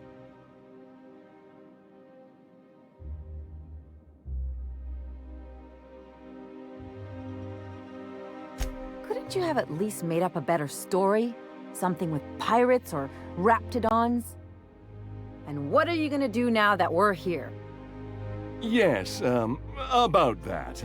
We were just about to ask you to, leave. Quietly, if you don't mind.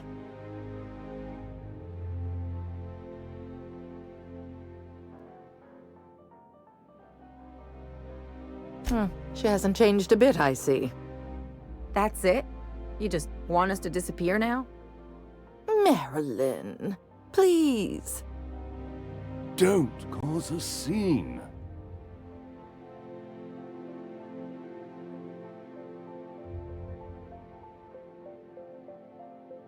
Let's just get out of here, Captain. Fine. I'm gone. Forever this time.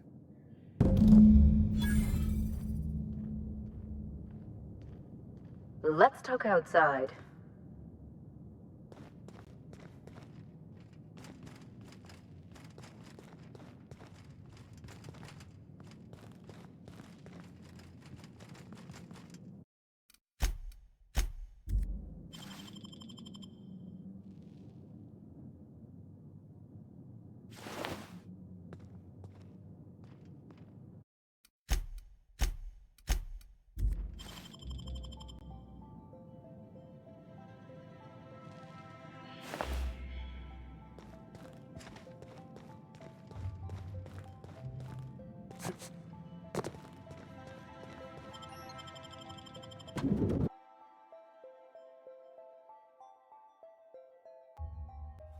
Can we talk?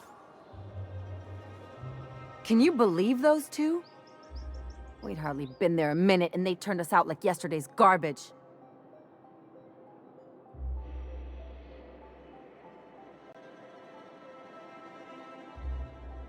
I wanted them to get upset. I just thought it would play out differently. They'd both be sitting there watching one of their vapid aetherwave dramas, and then we'd walk in. Mother would drop her mock apple cider, and the glass would shatter all over their overpriced marble. Father would tear off his glasses and blink open-mouthed.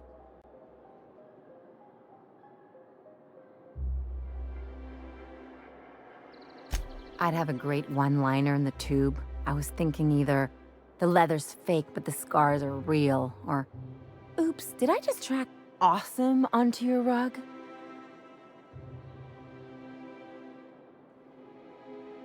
Yeah, I'm gonna use that one day. Now, getting back to my story. Father would throw his hands up, because this would be just like me, to come back and make a big scene.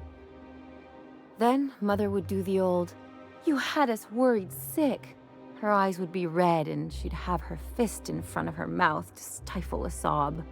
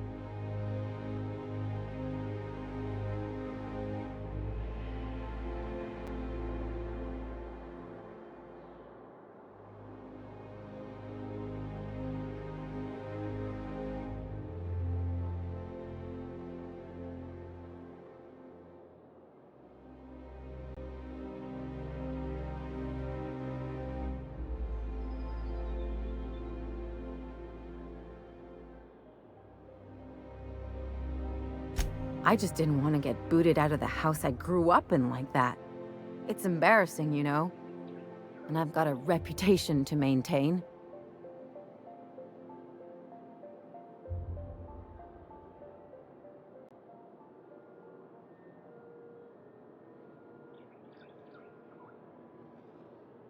I'd love to know how you'd describe getting kneecapped.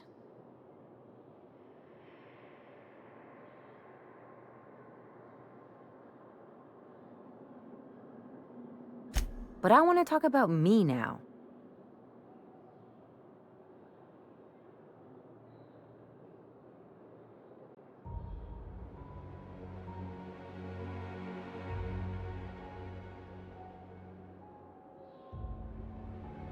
Unless you mean the kind who'll look out for you to blink so they could swipe your bits. The galaxy's not exactly crawling with those. Anyway, I don't want to sift through this lousy experience for meaningful life lessons. I'm mad, and I want to do something about it. Something like... Wait a second. What if I could get that money?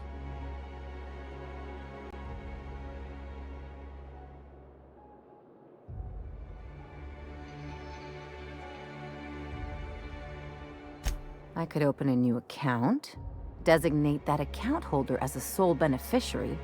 All the payouts would go to me. I'll I'll make money without doing a thing. And I'll get to cut them off.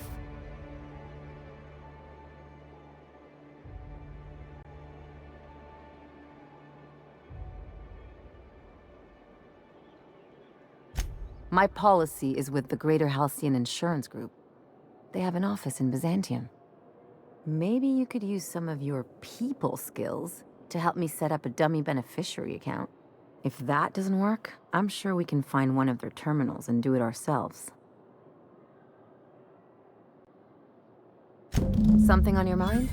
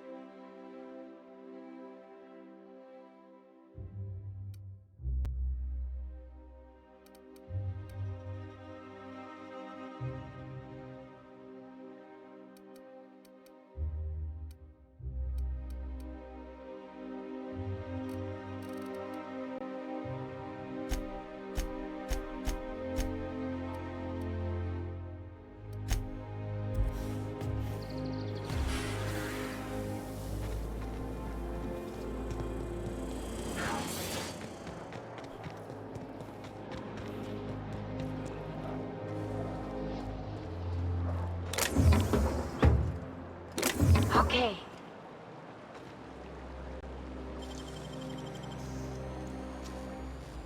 Nicely done.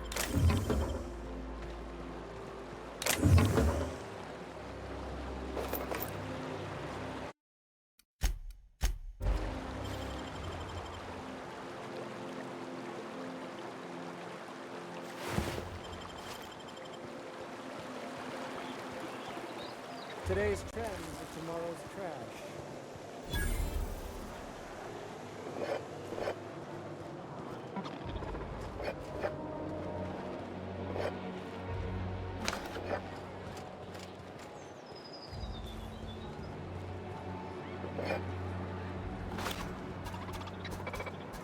The Emerald Vale plant is back to full production. There's something.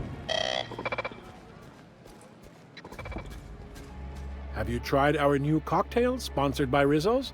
1 part purple spectrum vodka, 1 part artificial tomato-like substitute juice. We call it a Blue Bloody Mary. Then you'll want to speak with our automechanical inebriation assistant, located just over there. Quite so, but I would never lower myself to do something as gauche as tending bar. My automechanical assistant does all the work for me. Oh, by all means, ask away. I don't believe in work. Work is for automechanicals and lower classes. I don't mean to sound cruel. There's nothing wrong with working. It's just so unnecessary. Why bother? We all have our roles in society. I like to think of myself as an entrepreneur. This drinking establishment is my investment. Maverick Johnston's about to release his new picture. From what I hear, they've already started shooting.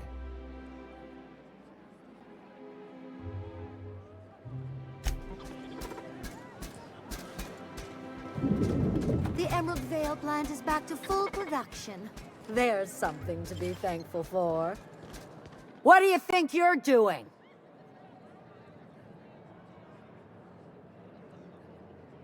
Oh, my mistake.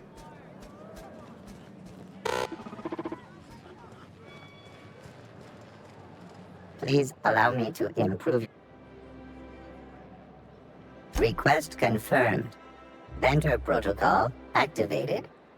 Welcome, attractive patron, to Billingsley's House of Inebriation. Did you know that I am a priceless heirloom, custom built for the Billingsley family? Please remember to thank Mr. Billingsley for allowing you to bask in my presence.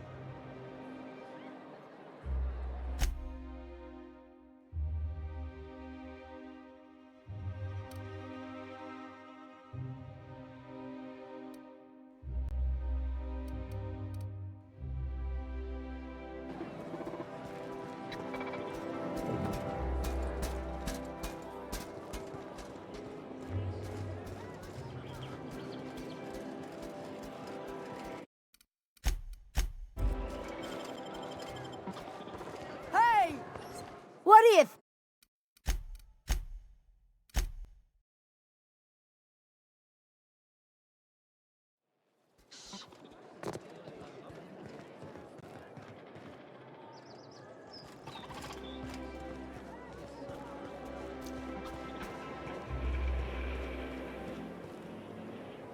The Emerald Vale plant is back to full. Remember that stranger I saw in the square?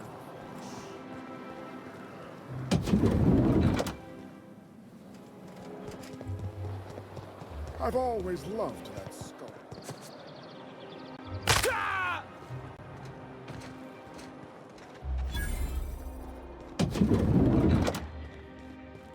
Looking for weapons? You've come to the right place.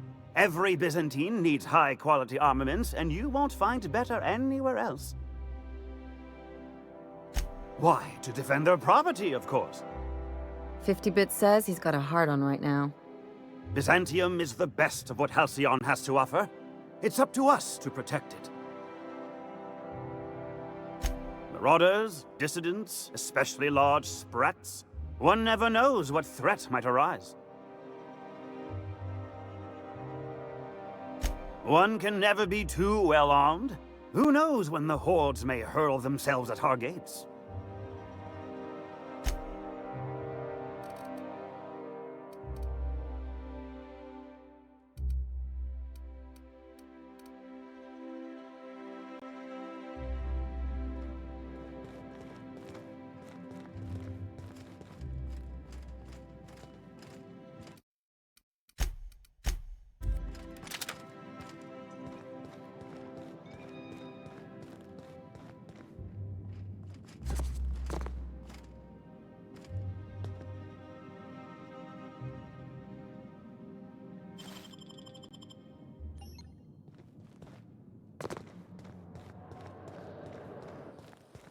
The dissidents actually took over the refinery.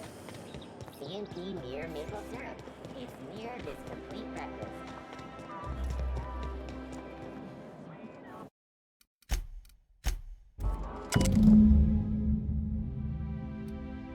I guess we're going to Fallbrook.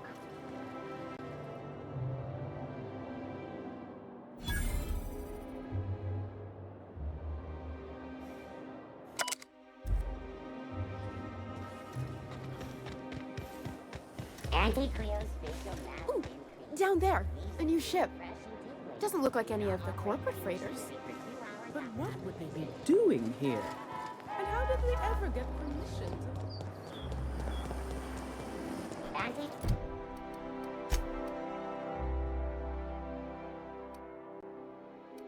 Cleo's pipe patch. All of the benefits of smoking a real pipe. None of the messy cleanup. That episode's from a few weeks ago.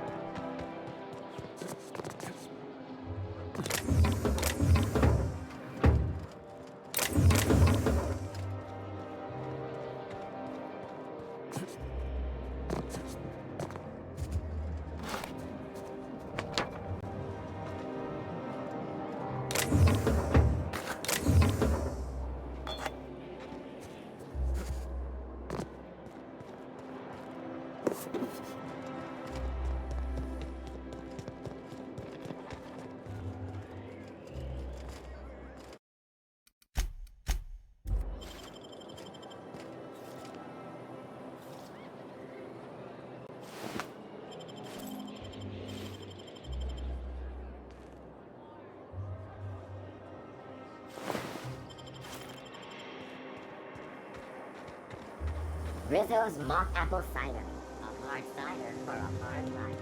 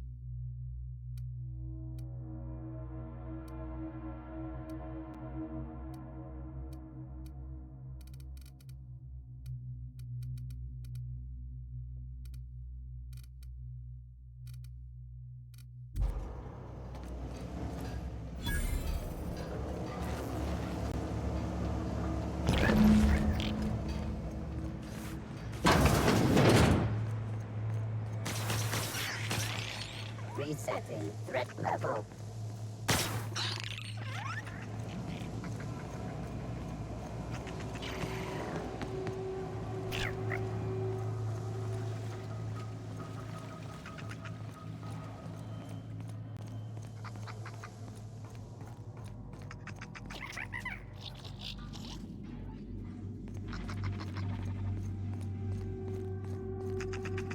Halt. They got the drop on us. No one has done! Security patrol.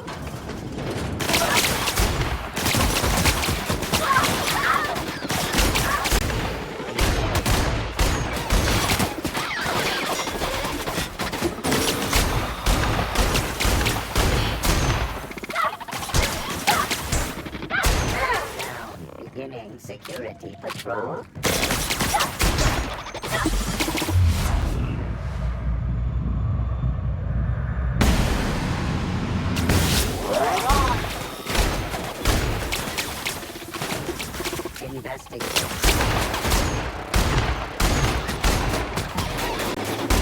Got another fighting me.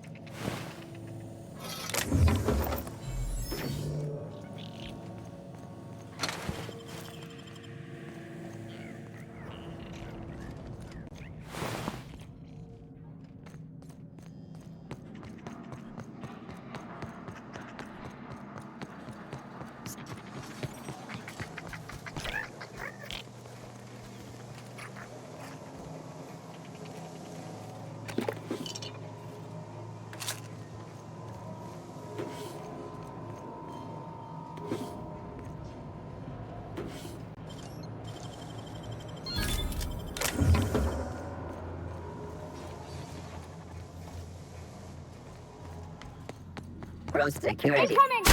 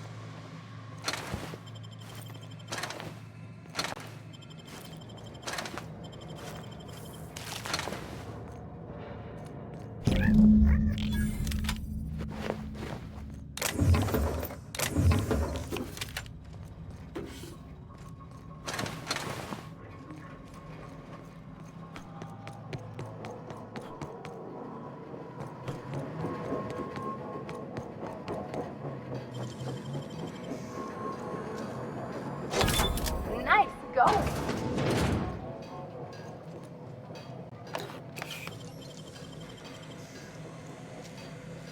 Great work.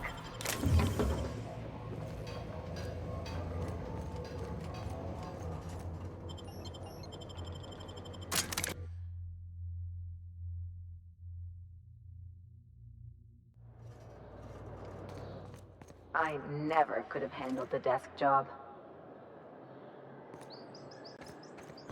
Incoming!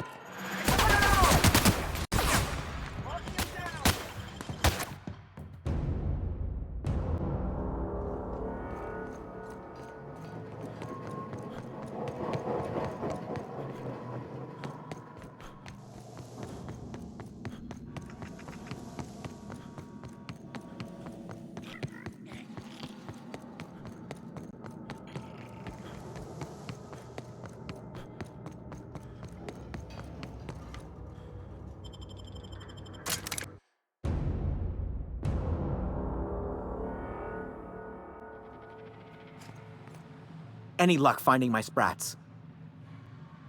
Truly? Why, this is marvelous! And all safe and sound. Oh, Reginald, Philippa, Vonda, Haroon, Iskander, Evelyn! I'm never letting you out of my sight again! Please, take this. It's not much, but it's the best I can offer for the safe return of my darlings. Now, I've got to get back to the lab before my supervisor logs my absence.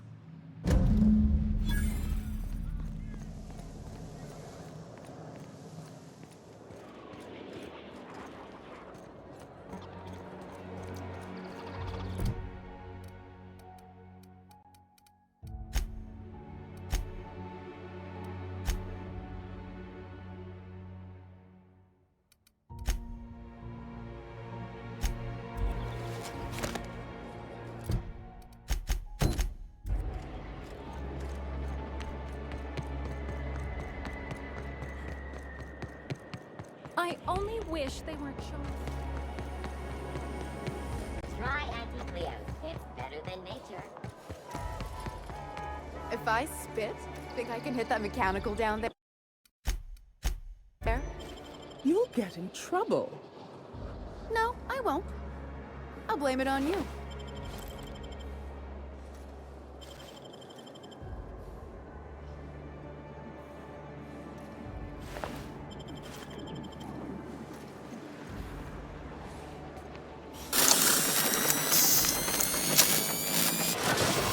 Anti-Cleo's catch-up. Organic, vegan, handmade, gluten-free, dairy-free, nut-free.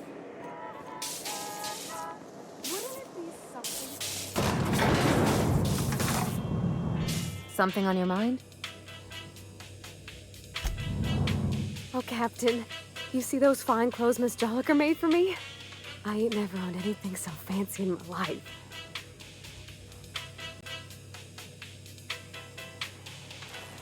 You want to ask about anything in particular, Captain?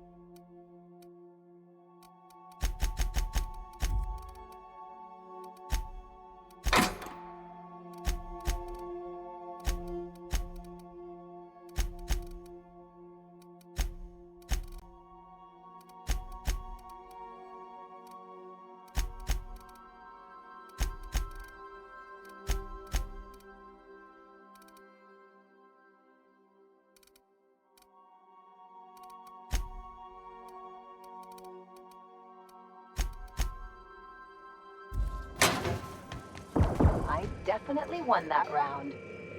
You always seem to, huh? That's because I'm usually right. Next time I work the scorecard. Hey, Cap. Something on your mind? I swear, next time we put into Groundbreaker, I'm gonna do it. I'm gonna ask her over. Oh, I'm so nervous. Having trouble focusing on my work.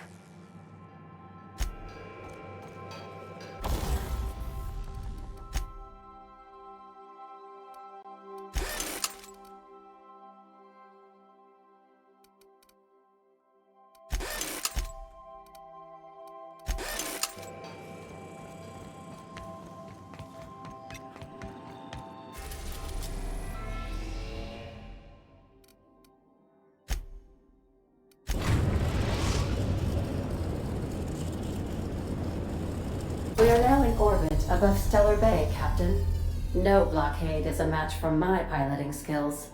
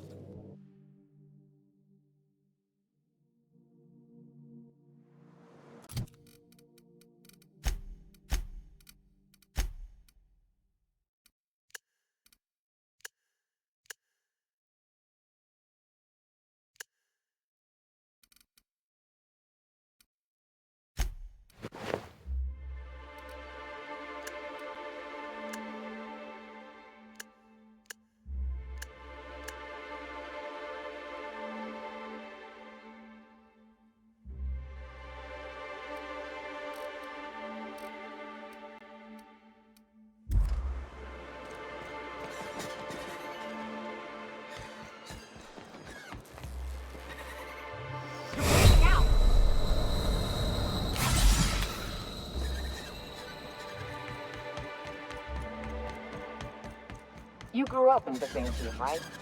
Don't rub it in. Oh, don't get all prickly. I just haven't met someone who left the high life on purpose. I'm from there, but I'm not really from there, if you follow.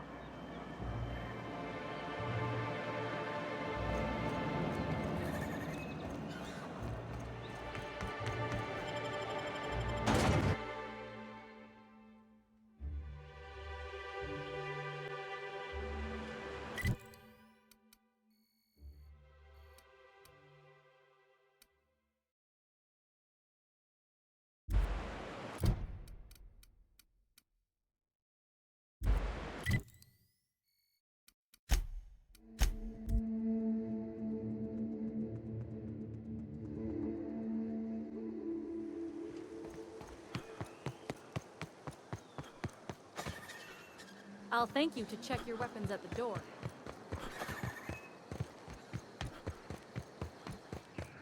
You seen Arthur today? This looks like the place. Ready? I see you're still in one piece. However, you never know when that could change. Consider our accidentally torn into tiny fragments coverage. Note that all of your fragments must be recovered and must be smaller than a standard bit cartridge for the payouts to kick in. I remember that one. That's the young socialite who broke her neck, right? Of course, no one remembers me for the marauders I've killed or the bits I've stolen. Typical. That claim was airtight. Our best investigators couldn't find an exclusion for that one.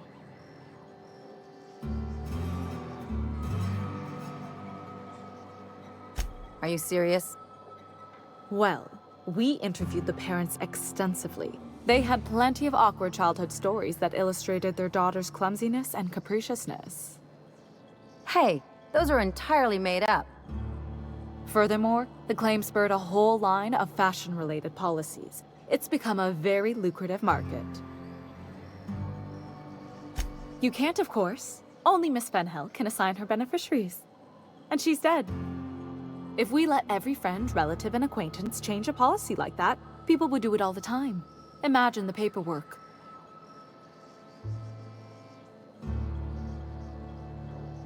Oh, you mean hypothetically?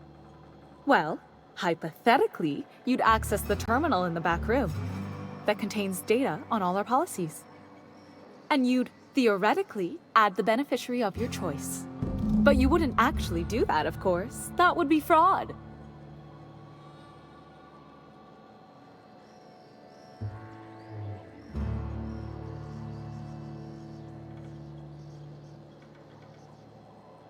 Please, my policy only covers paper cuts and wrist strain. Very well, I'll do it. But then you've got to go. Confrontations like this will raise my premiums. I'll need the name of the new beneficiary. Ellie Fenhill? If you say so. The payouts will flow exclusively into the new account at the start of the month. I hope Ms. Fenhill enjoys her newfound prosperity. We're not on Monarch, for all practical and Oh, it's certainly not about what I say. That's all down to our legal team and our... I need a word.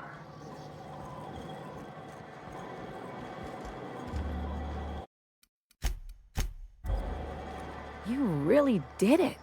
Give these payouts a few years and I'll be rolling in it.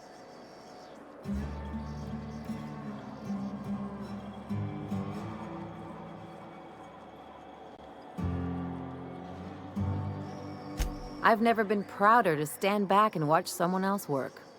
I'm just glad my folks aren't gonna live off that awful story they made up. Maybe now they'll have to go back to real jobs.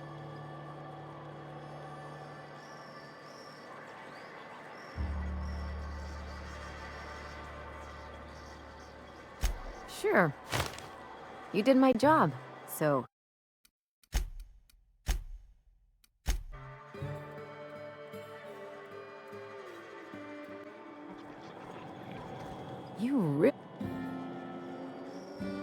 Hey, you did the real work.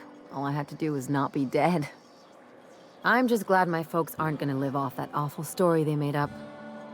Maybe now they'll have to go back to real jobs.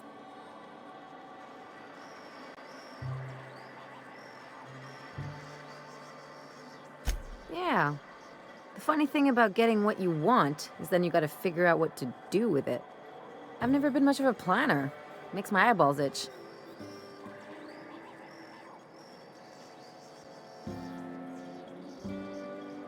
Maybe you haven't noticed, but you can't even count on a bribe making it into the right pocket. What's the point of planning for anything around here?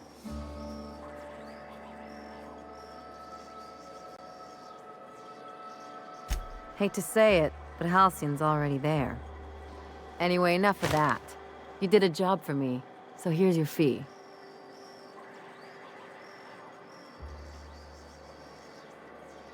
Don't make it weird.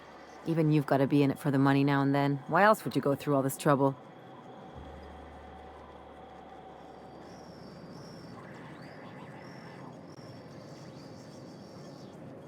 Uh-huh. Well, you keep the money anyhow.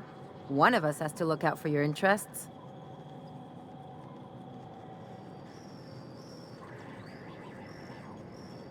It's nothing personal. It's just the closest thing I've got to a code. Anyway, enough of the touchy-feelies, huh? Something on your mind? I'm a surgeon by... No.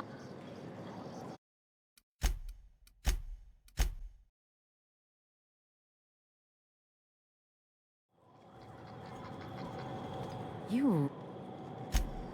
I'm... Come on, I thought we were celebrating. You want me to think about the future? Maybe you haven't noticed?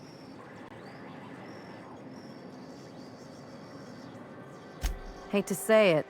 Anyway, enough of that. You did a job for me. Don't make it weird. You sure? Because my kind of friends will pick your pocket clean while they're getting hammered with you.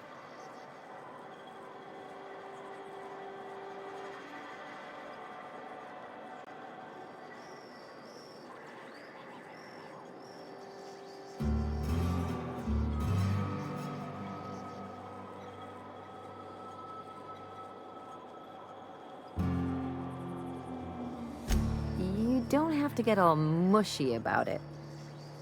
Still, maybe you've got a point. Maybe it's good to watch someone's back now and then so that one day they watch yours. So, you just keep the money. One of us has to look out for your interests.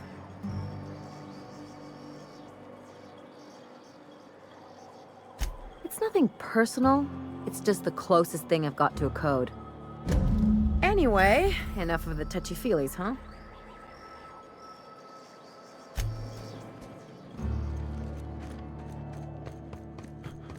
Hey, Cass. Knock, knock.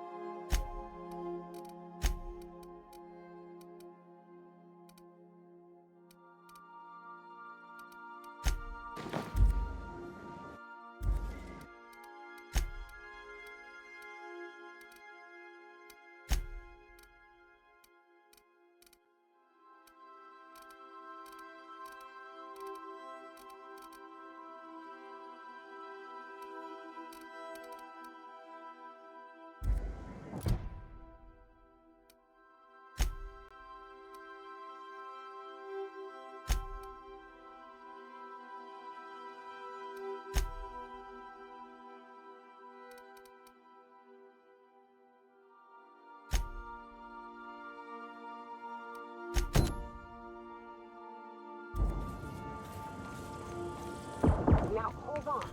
What happens if we hit the wall? Most likely, the bullet will ricochet, which could be bad. Or hilarious. There's a tiny chance of a hull puncture, which would suck us into space one chunk at a time.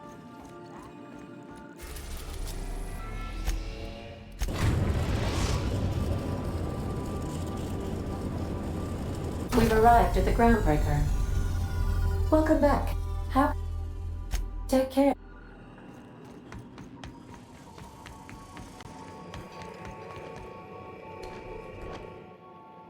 Hey, Cap.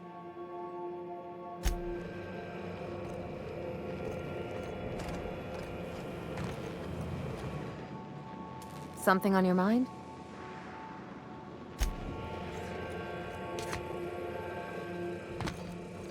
All right. She's on her way. How do I look?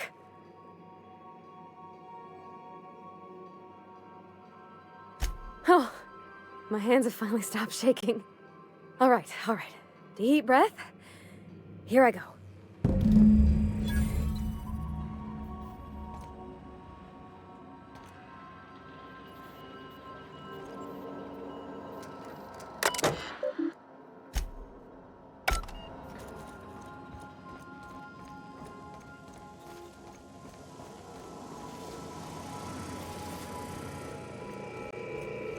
Anyhow, so I told him, Dad, I'm a big girl now.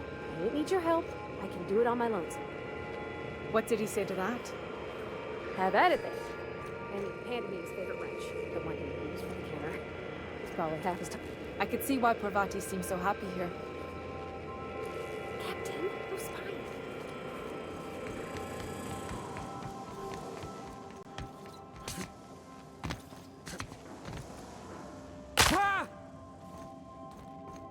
Remember that you are not insured.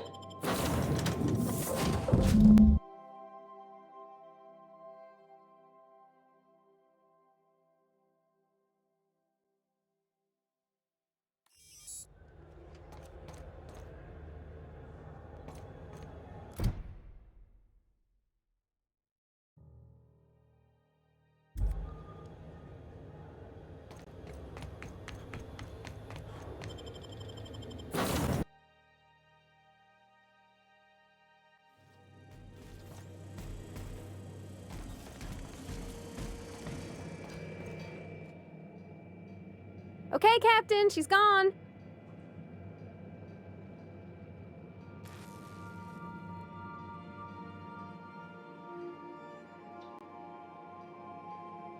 I'm near about vibrating. I'm so excited. So she got here, and, well, she sneezed. She said, wow, new soap? And I was like, yeah, rose-ish. Turns out it tickled her nose. Oops. And then she just sort of touched my arm real gentle-like and called the cut of my outfit elegant. I couldn't hear the rest on account of my heart was beating so hard. Then I led her into the kitchen. I think she about cried when she saw the spread.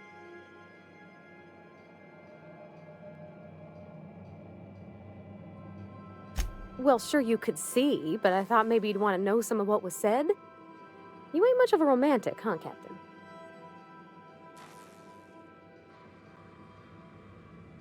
She stood stock still and just said, oh, real soft.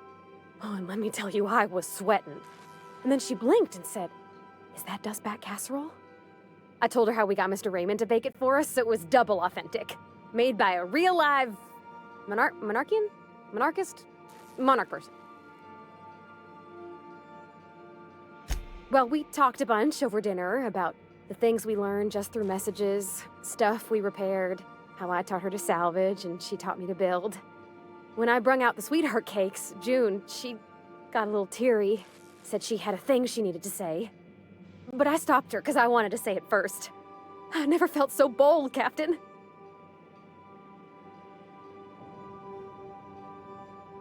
I told her about how she made me feel. Bold like I acted, strong, smarter and kinder than I am on my lonesome. I listed all the things I liked about her. And then she pulled out a paper and read a speech. She talked about the things she admired about me, like my cleverness and my humor, and how it made her want to be more open.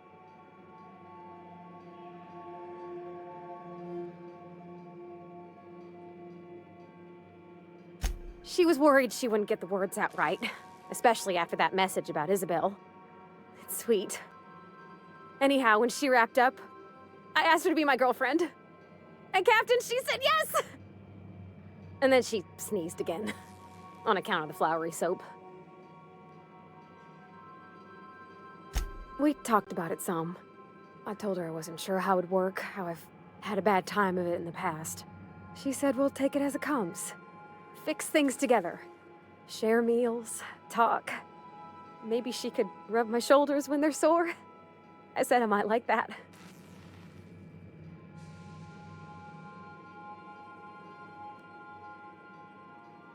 It's all on your account, you know. Imagine if you'd never taken me out of Edgewater. I'd have never met Junlei at all. I don't know nothing about the Vicar's capital P plan, but you've sure changed my life. So, if you don't mind, I'm just gonna head to my cabin and happy scream into my pillow for like an hour.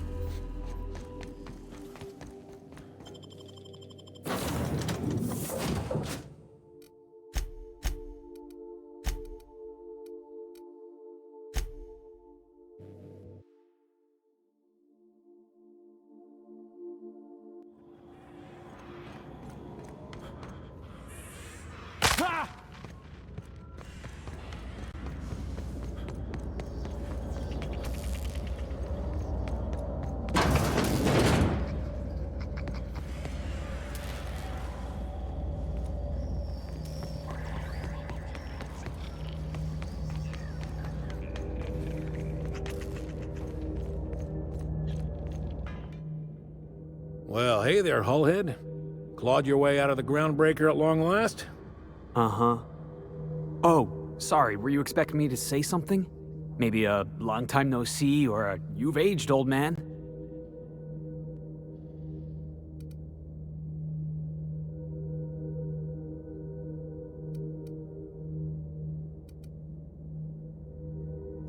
So, you took Felix under your wing. Kept him busy. Good. Kid always needed a place to belong. I don't know what you're trying to say, but he's earned his keep with us. Hear that, Clyde? I've been making something out of myself. So long as you haven't been making a fool of yourself. I'm sure Felix has no end of stories to tell of your exploits together. I look forward to catching up with the boy.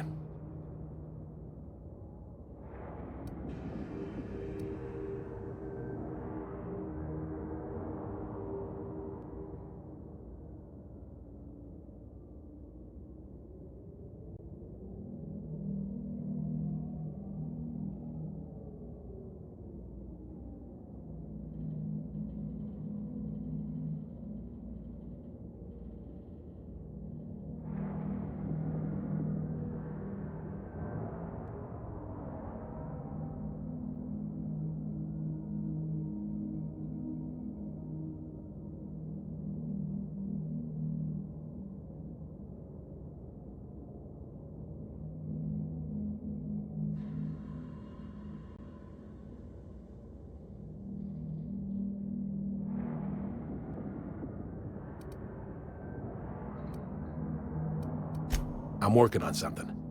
Something big. Something the likes of which Halcyon has never seen. And I want Felix to be a part of my initiative. I'm fulfilling a promise I made to the boy, that one day, he and I would change the colony together. That day has finally arrived. Easy there, Clyde. No one said nothing about throwing in with you. In case you didn't notice, I'm pretty happy where I am. I'm not asking you to walk away from your captain, Felix. But neither should you allow yourself to be controlled by fear. Change is not to be feared. I brought you here because I want to know where Felix's loyalties lie. When the day of our revolution comes, I want to know that I can rely on him.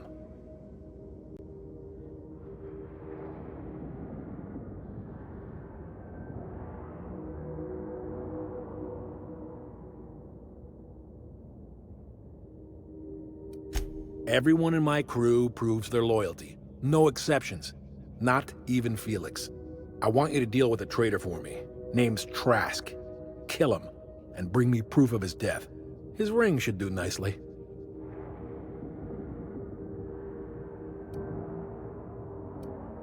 Ratted us out to the board. He's been an informant. Has been for years. When he realized I was onto him, he and his little cadre mutinied. Killed 5 of my own and tucked tail. I don't know where he's hiding, but his wife might. Rosanna. Lives on the groundbreaker last I checked. Rosanna knows my crew by name and face, but you're a stranger to her. She'll talk to you. Is that right? Well then, suppose that changes things. Trask betrays my crew and by pure happenstance crosses orbits with you. The universe has a strange sense of irony. I don't see the point in testing Felix any further. If he's willing, there's a place for him in my crew. I don't know about this, boss. You've been real good to me. I'm not too keen on jumping ship.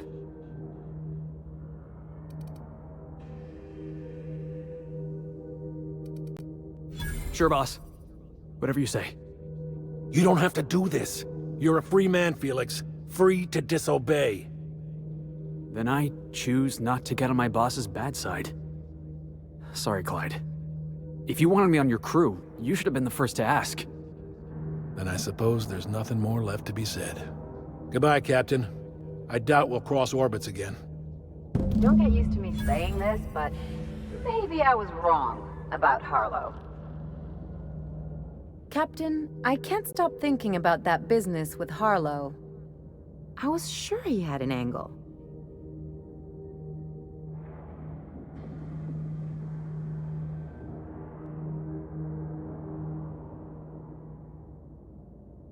Sure, I'll believe an honest thief any day. People look out for their own interests. It's a fundamental law of nature, same as gravity and conservation of motion.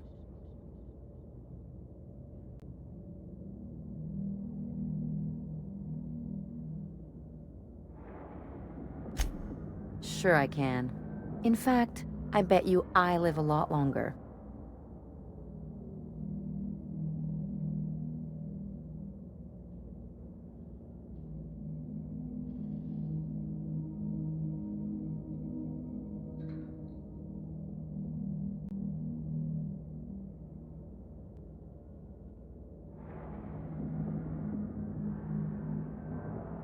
I'm warning you, that reverse psychology stuff doesn't work on me.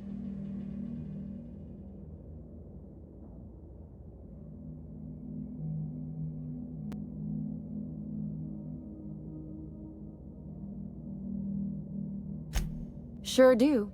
And unlike you, Captain, the rest of us don't get a big fancy room with wall-to-wall windows. But let's forget about that, please. Anyway, you really want to tell me you're helping the scientist because you think he'll save the colony?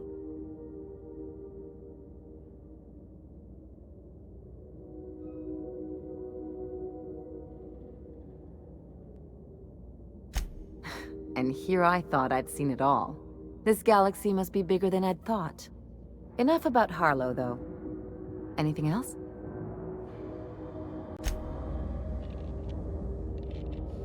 Boss, when we get back to the ship, I'd like a word with you.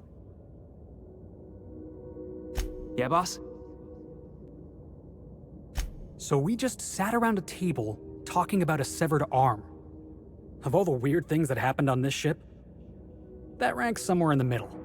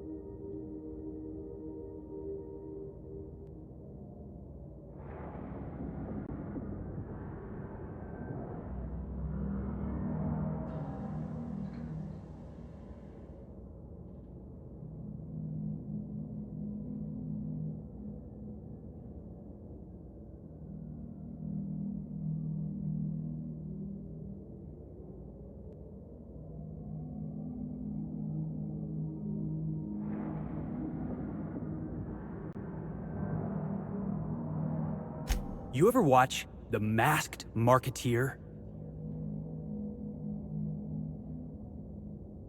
Episode 5 of The Masked Marketeer. First appearance of a recurring villain. Big ol' galoot, built like one of those industrial-class garbage compressors. His name? Tiny. Every adventure serial's gotta have a supporting character with an ironical name. It's a rule of the Genry. Masked Marketeer had a massive bruiser named Tiny, and we got ourselves a real unfortunate hullhead named Lucky. Coincidence? I think not. We're freelancers. We take any job we can get. But this one? The dying message of a stranger. A severed hand delivered in a crate. Let's just say it beats flying around the colony running errands. So, of course, I'm gonna be excited. Hey, I get it. Gotta hand it to me. Severed hand. Haha, that's what you were going for, right? That wasn't what you were going for. Yep, I can tell by the way you're glaring at me. Yeah, boss?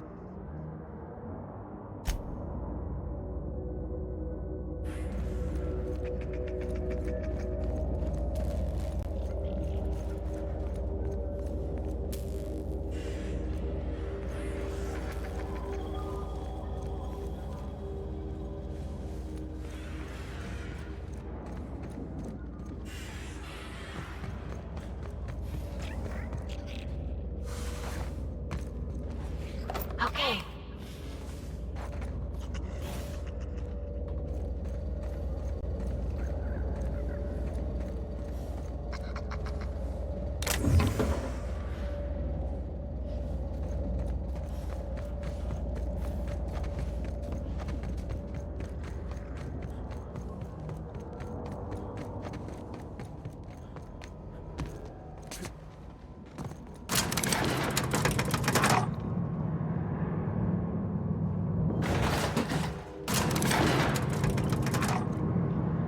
Something on your mind?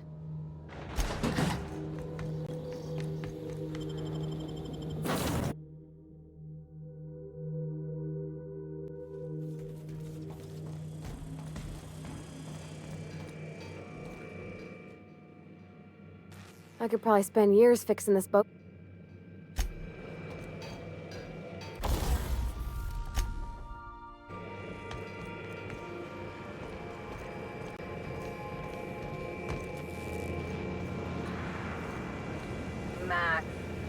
Maximilian. Vicar. Vicky. What? Shoot, I forgot. It'll come to me. Hey, Cap. Yes, you caught me ruminating again. Guilty as charged. What's occupying? We need to talk. Listen, boss. I owe you an apology. I got stupid. Clyde wanted me on his crew, and I jumped at the shot. You took a chance with me back on the Groundbreaker. I should have shown you a little more loyalty.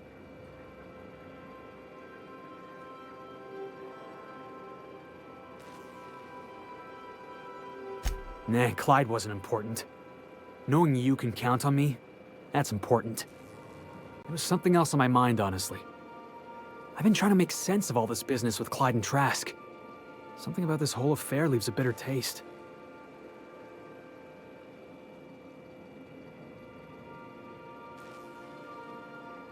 Yeah, but we've done ugly work before. This just feels different somehow.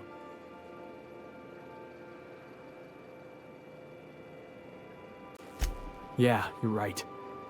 I thought I was helping an old friend. But now I just feel used. You've given me a lot to think about. I'm gonna be mulling over this whole mess for a couple of days. Part of me wishes Trask was still around, just so I could shake some more answers out of him. Thanks for your time, boss.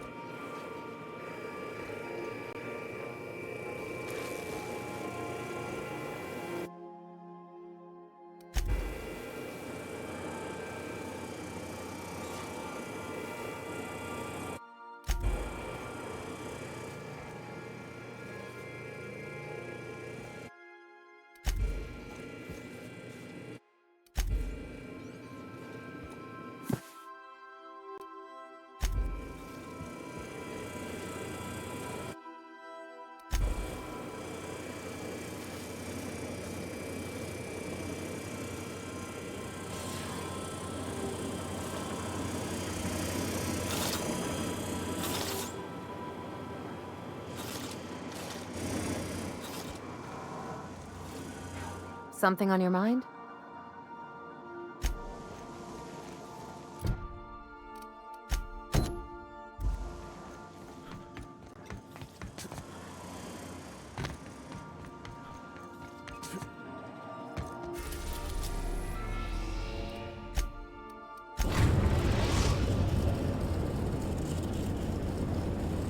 We're now in orbit above Stellar Bay, Captain.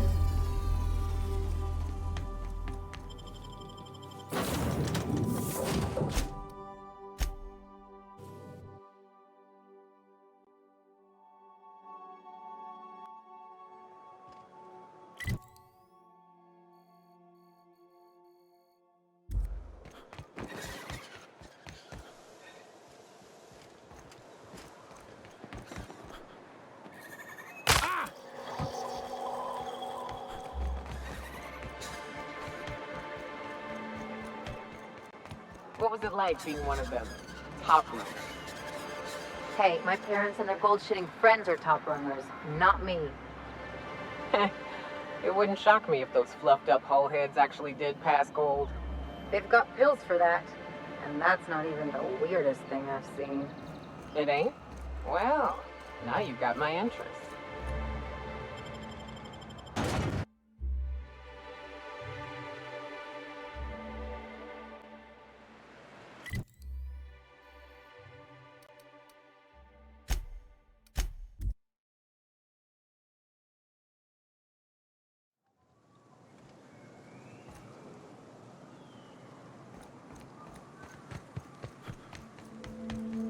I ever tell you about this one patient? One had her eyebrows moved up and the tip of her nose raised. What? Why? Was she trying to disguise herself? Is she on the run or something? So she'd always be looking down on everyone. You are making that up. Making stuff up is work. This is real.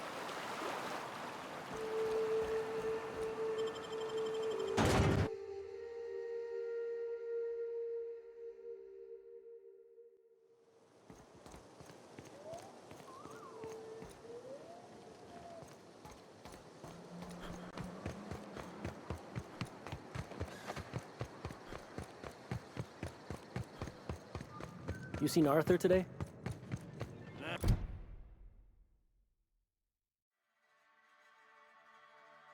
And last time I saw him was stars. I can't remember. Days.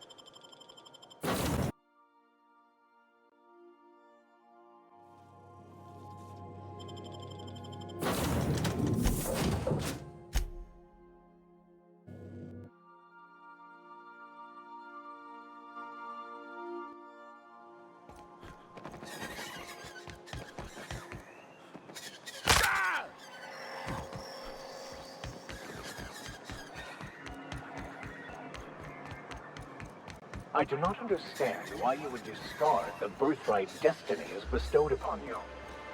As usual, I have no idea what you're talking about.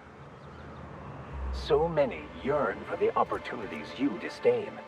There are those who would give their hand to be born in Byzantium as you were. Now, why couldn't you just have said that in the first place?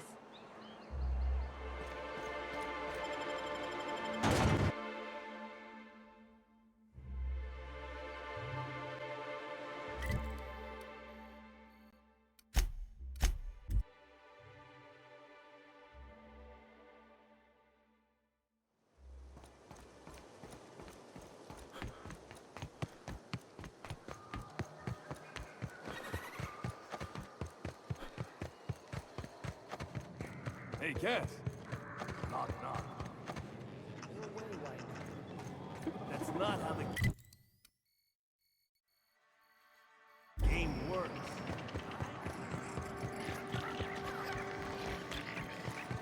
always imagined Fallbrook would be...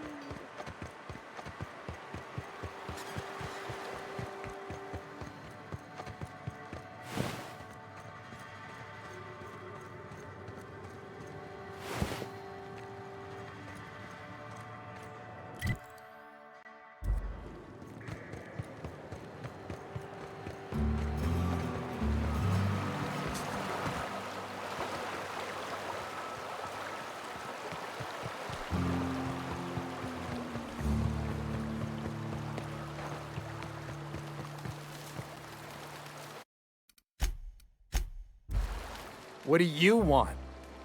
Oh, hey, Vicar Max. What are you doing on Monarch? I thought scienticians ain't welcome here. Haven't you heard? Everyone's welcome here. It's a fucking worker's paradise. But you wouldn't know anything about that, would you? Never worked a day in your miserable life. You're just a parasite, living off my goodwill. Well, guess what? My goodwill's exhausted, along with my temper.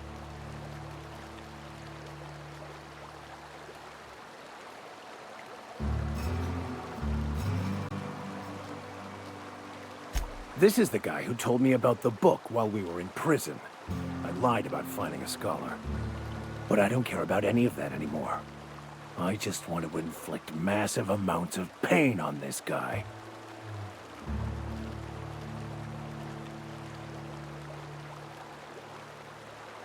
Yes, that's about the long and short of it.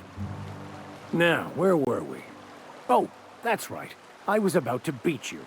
Severely. Wait! I know who can translate the book for you. It's too late for that. I threw away my life chasing fairy tales. Will punishing you fix any of that? Of course not. But by law, it will make me feel a whole lot better.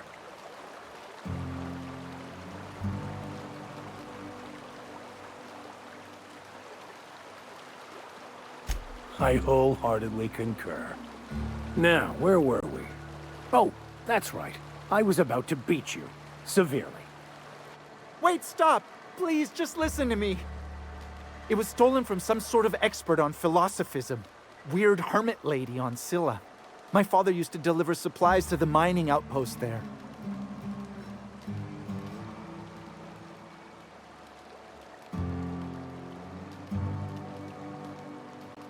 What? No!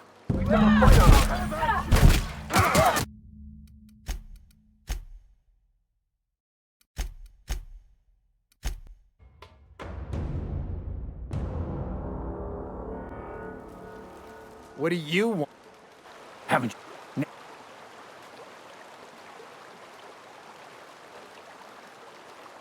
Now, where were we? Wait! It's... Forget it. This wretch will say anything to see... Wait, stop! It was... I don't think so.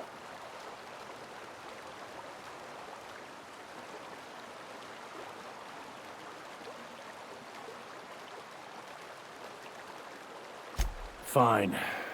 We've got more important things to do anyway. Hey, I just want to thank you for saving my life.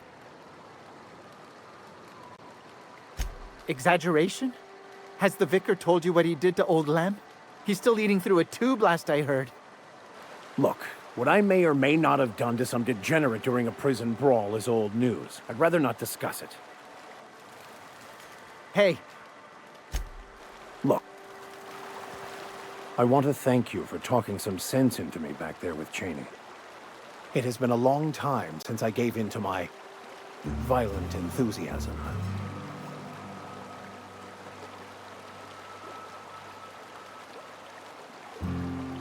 You're right.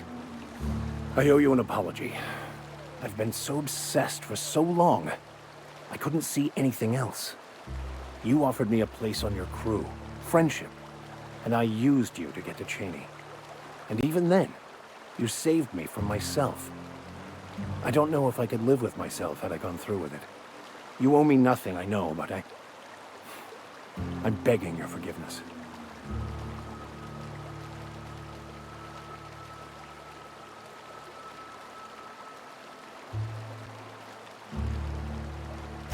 Thank you. I promise I'll be nothing but truthful from this point forward.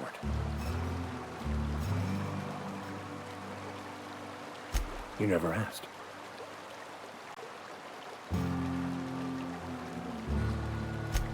Most laypeople are not aware of this, but we've not discovered any new insights into the plan for a long, long time. I had an idea that we should welcome the truth, no matter where we found it. I had the worse idea to share my thoughts with a superior. And that's how I ended up assigned prison duty, where I was fool enough to let an inmate bend my ear with stories of an original Baconu journal. Oh, exactly as you'd imagine. Can't say I enjoyed the stint. It did provide me with plenty of time to think. The way I see it, the universe was snapping me back to where I needed to be. You stray too far from the course of your destiny, the world will try to correct for it.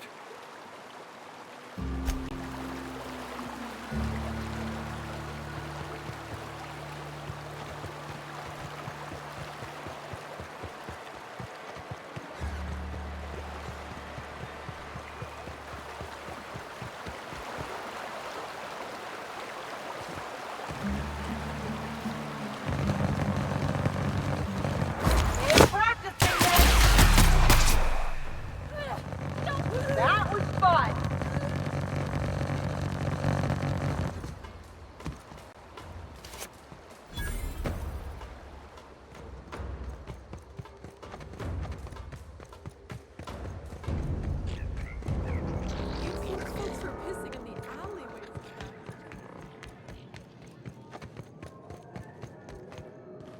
You seen Arthur today? Nah, last time I saw him.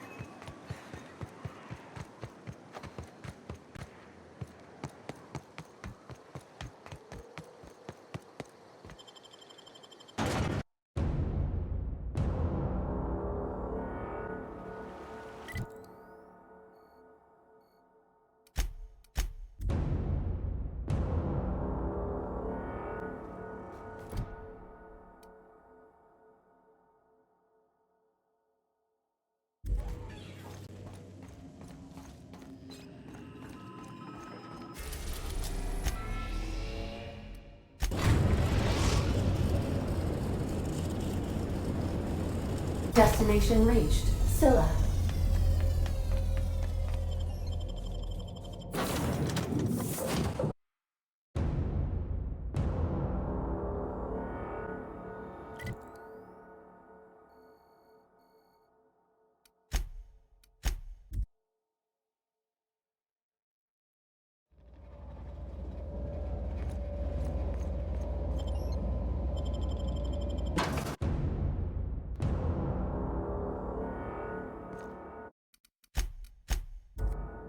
What have the solar winds deposited on my doorstep now? Just more dirt and debris? Or do you actually believe you are here seeking the truth? I must admit, I tire of the truth seekers. Mayhaps you're here to rob me? That would be so much more exciting.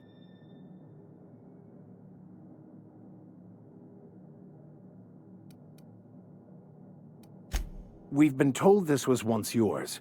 I believe the knowledge within here contains the answers I seek. Answers that will free men's minds from toil. I can translate it, but it won't do you any good. I can see you are a man in a hurry, and the insights in that book would take you years of study to fully comprehend. I have spent my life in contemplation. I believe my mind is prepared to receive the truth.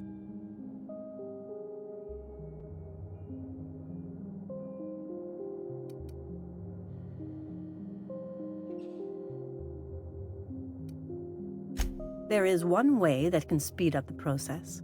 It involves a combination of several ingredients, some of which can be fatal. It is not for the faint of heart or the unprepared. Either hallucinations followed by unconsciousness and a headache, or raving insanity, which can be fun in its own way.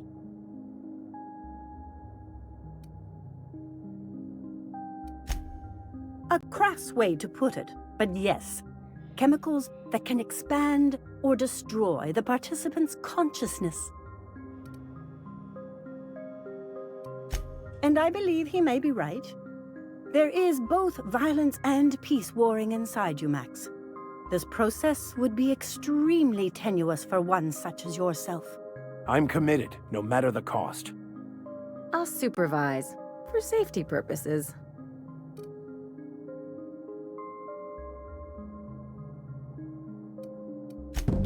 All right. Head on into the meditation room and partake of the sacramental incense. It's waiting on the table when you're ready to begin.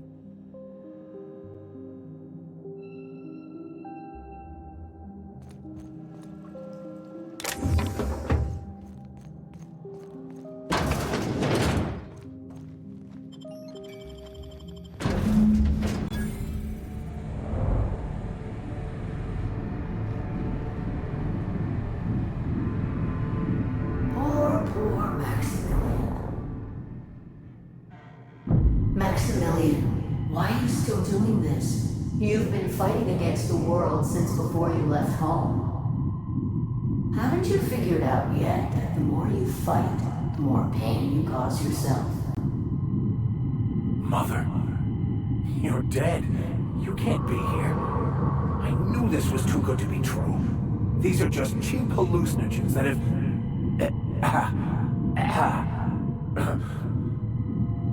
What's happening to my voice? Does my voice sound weird to you? And what's wrong with your face? Let's stay focused here, Max. Your voice always sounds weird.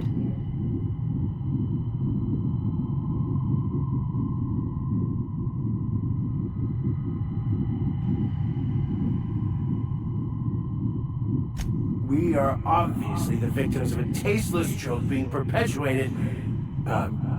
perpetrated?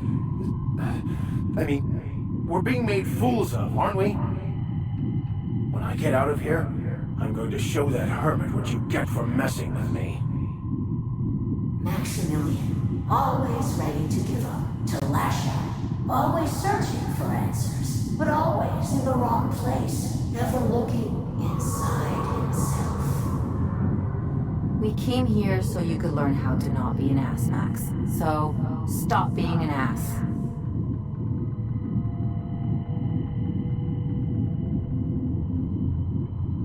And platitudes from a figment of my imagination, no less. Who said I wasn't a figment of your mind? But you know the truth. You don't need someone else to tell you. You've always known it. Everyone knows it.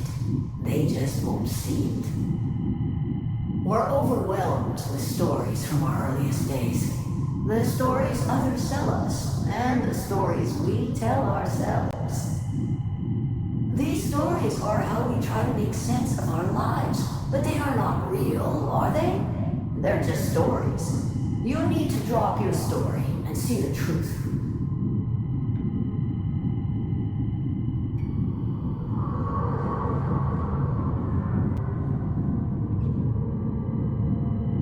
You want me to give up my discipline? My control? Oh, but I can't. Without order, there is chaos. You need to love the chaos, Maximilian. Let it envelop you. Take you where it will.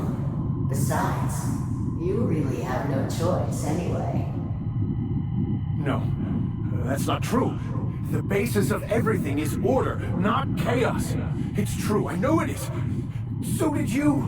Why are you denying it? Before you died, the plan made you happy.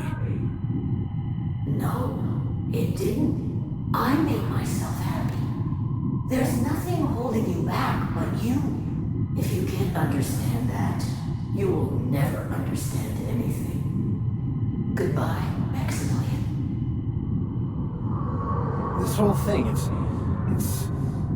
just a farce, right? Just my own brain working against me? You couldn't be more right. Hello, Max. What? Who? Why do you look like me? Are you me? Not really. I'm who you think you are. I am disciplined, controlled. I have no doubts. And I don't exist.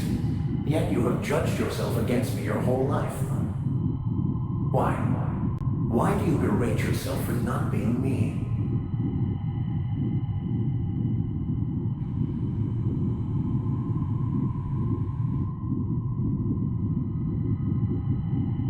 I don't feel right about this anymore. I need to get out of here. You asked for this. Why are you fighting it? The same reason you always do. Fear of the unknown. Not having control. Is this the answer? Because it sure sounded like an answer that I don't understand. Who are you again? And why do you look like me? I'm not seeing the resemblance, Max. This other guy's a lot better looking than you.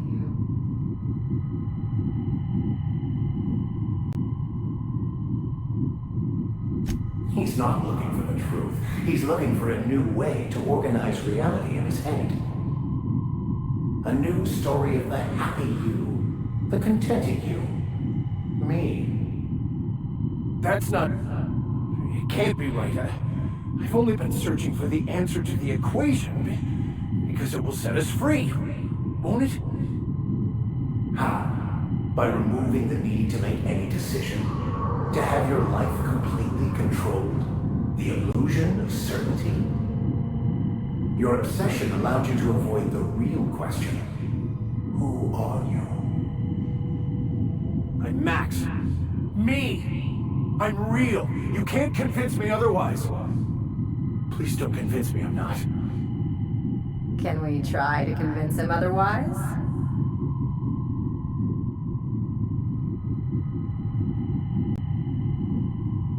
The concept of Max is what's not real. By the architect. Architect? How could I have believed in an architect? That's ridiculous. I must be losing my mind completely. What you're saying almost makes sense. We exist inside our thoughts, thinking we're in control. That's it, isn't it? We have no control over anything. It's all lies. How could I not have seen this? But how do we escape ourselves?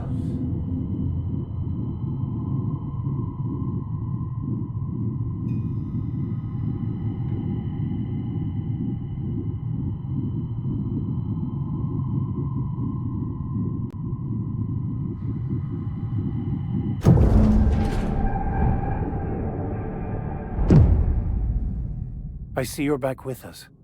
Feared we lost you there. Never seen anyone pass out yet stay upright before. I woke up. The illusions I built for myself just fell away. I'm no longer interpreting, I'm experiencing. Everything is perfect. In a way. Perhaps it's more accurate to say I was asking the wrong questions. I understand so much more now. I see it all. All there is to be experienced, to be lived. Of course there is pain and loss, but the suffering is caused by trying to control reality, clinging to the way you want things to be, not enjoying the way they are.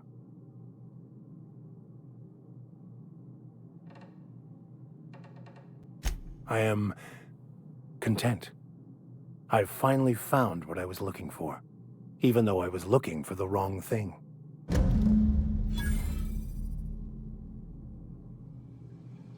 Something on your mind? As always, I am anything.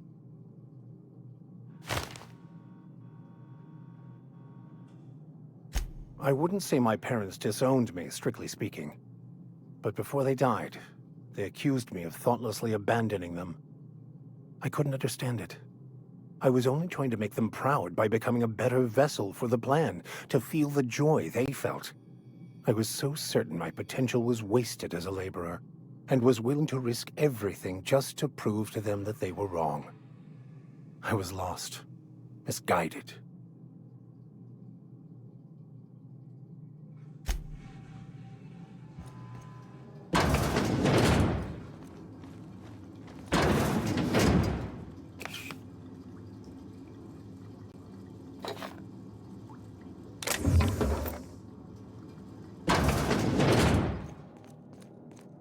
So, have you found your answers?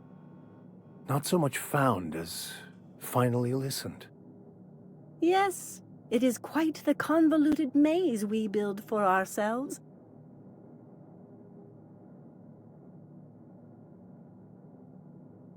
How right you are. Words are overrated.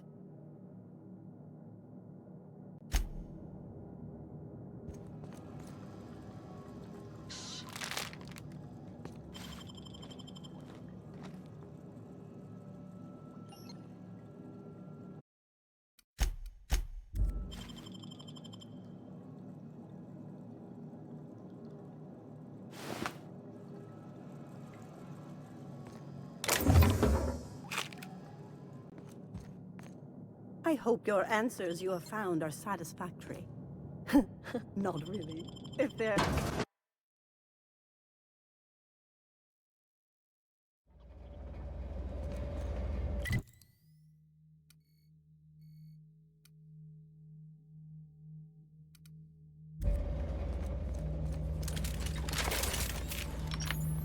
Processing.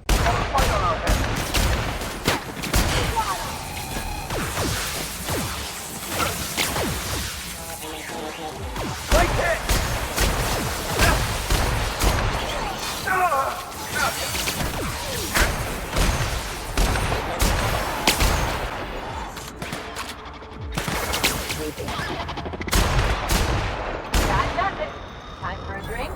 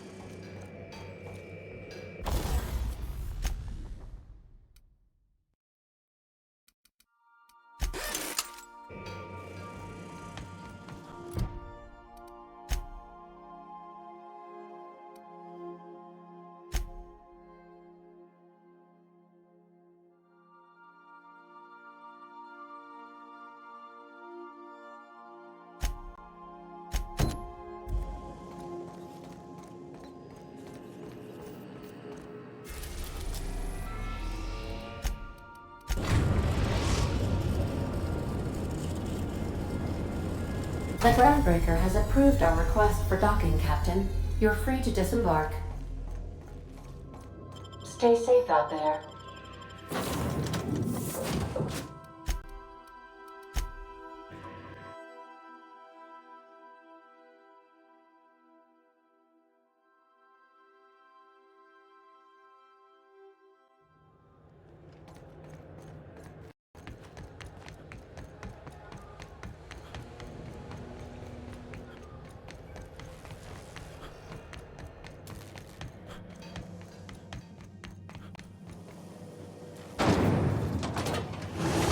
Rizzo's mock apple cider. A hard cider for a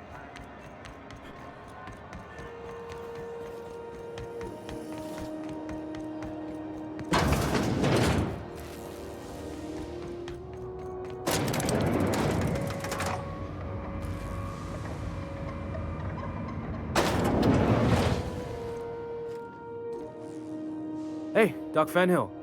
Glad to see you ain't moved on from Groundbreaker yet. Hey, Tobias. How's the leg?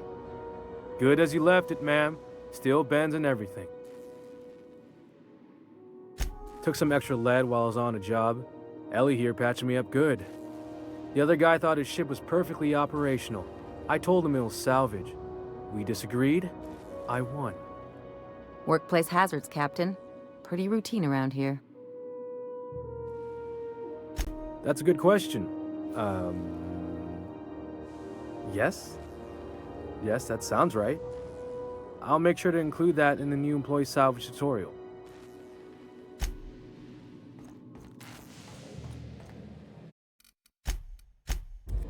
If this is something Tobias could handle, see yourself out the door. Sure is. Welcome aboard, contractor. One of my guys in Stellar Bay has a lead on some high-grade salvage, but he went dark before he could spill the goods. We arranged a drop at the Saltuna warehouse's loading dock. Find whatever he left there and take it to Fallbrook. My gal Catherine will be expecting you. Damn, poor bastard. Maybe he wasn't my brightest, maybe he wasn't the most qualified, but he was family. Now, get going. Catherine will brief you on the details when you check in with her at Fallbrook. One last thing. When you're on the job, keep a pair of eyes in the back of your head. Understood? Don't go looking for anything, except salvage. Just watch out. You'll do fine. Probably nothing to worry about. Probably. Good enough for me.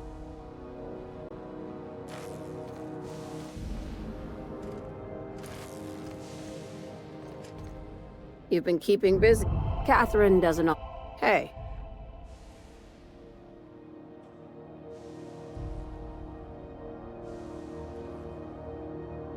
Like they were hanging on to your every word. Scheming. And when you turned around, maybe they just oinked like innocent little idiots.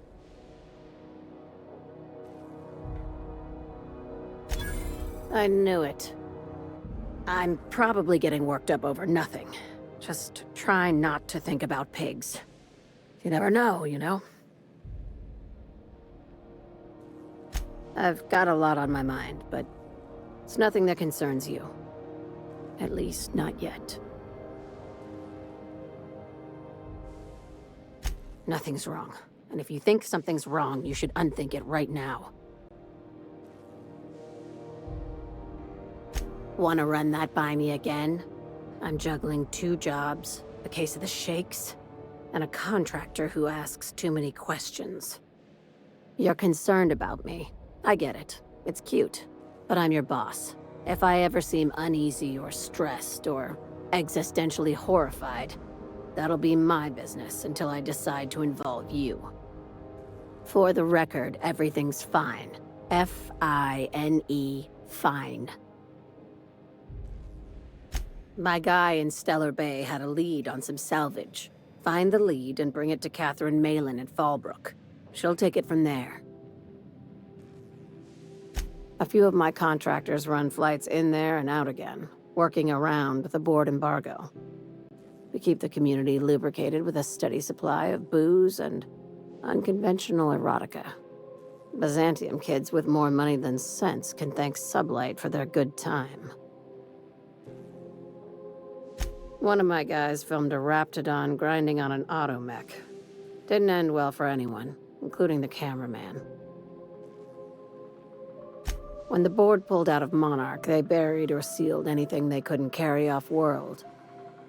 Apparently, one of Catherine's teams uncovered an abandoned lab with full tanks of Alta Vitae gas. It's exactly 1 million bits per cubic meter. Before you get too excited, the only thing rarer than Alta Vitae gas is a reliable buyer. Dangerous stuff. Acid for the nuclein in your cells. It's no good to anyone outside of a lab. But it can be a lot of fun, if you don't mind the possibility of rewiring your body on an atomic level. You and I have different notions of fun, Dr. Fenhill.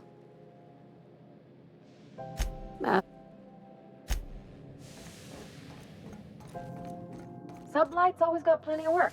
Good gig if you don't mind where the bits come from.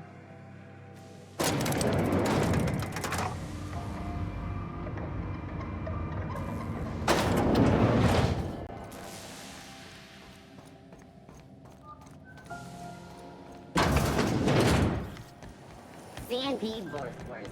It's not the worst unless it's worse.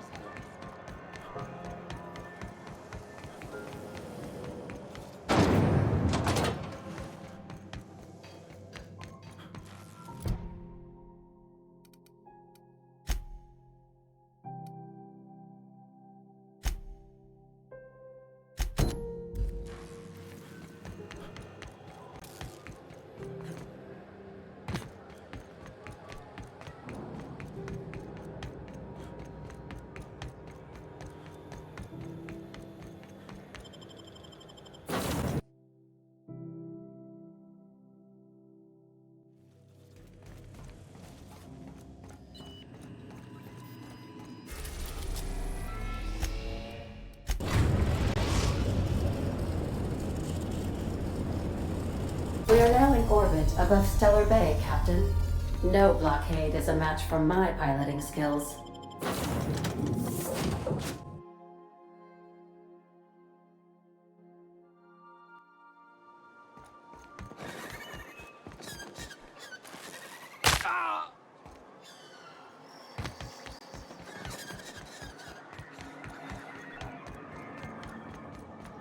Byzantine life seems awful cushy. To get myself used to kicking back for a spell. It's all paperwork, ass-kissing, and stuffy parties where everyone eats too much. An overabundance of food sounds just fine to me. Not when you're on call, pumping stomachs all night.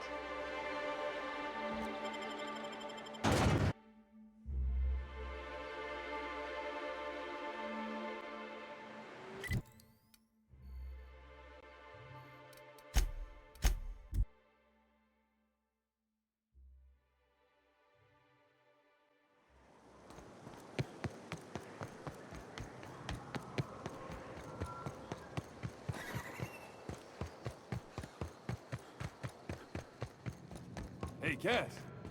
Knock, knock.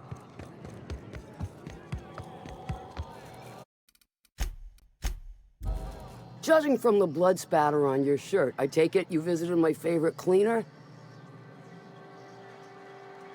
Sure. Good of you to finally haul your ass over here. I wired for backup weeks ago. Got something that's gonna require special extraction from Cascadia. All right. One of my runners uncovered a cache of Alta Vitae gas, left in a lab when the board abandoned Cascadia. To extract the gas, you'll need to siphon it from the lab in Cascadia into one of your ship's fuel tanks. Totally safe. Do I look like one of them egghead science types? All I know is that labs use it to create plants and livestock out of local species. But it's a controlled commodity, available only to the board, so it is of high value on the dark market. Meaning safe for me and my crew, seeing as it ain't us undertaking the risk. I do like your gumption, but let's not be hasty. To get to the gas, you'll need to navigate through the town, which is overrun by marauders. The lab itself has become an infested nest, crawling with mantis. You gotta fight through or figure out some other way to exterminate them. Maybe the ventilation system?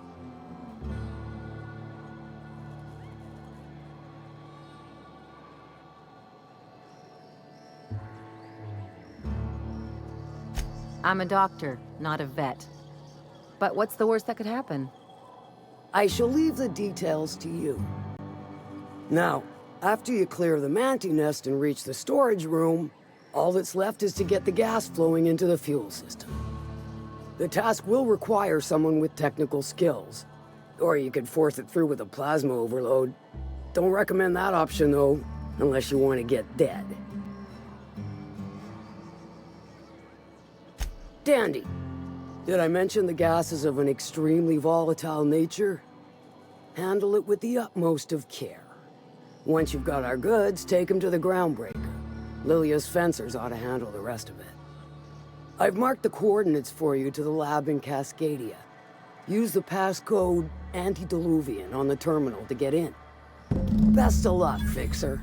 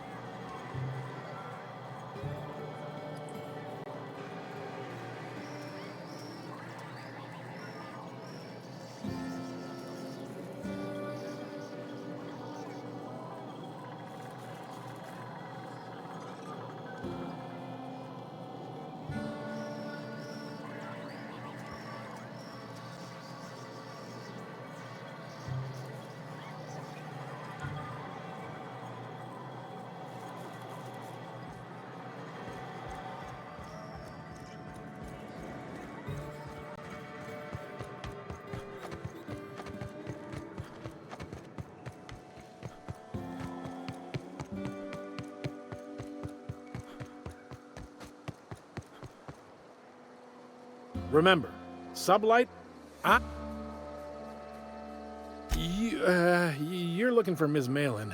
On an errand for the boss lady? That sounds ominous, yeah. Ms. Malin won't like that a whit. She's not but just down the way. 10 to 1 says she's either pouring drinks or skinning a sprat in the saloon. And by sprat, I don't mean the sort with whiskers and a tail.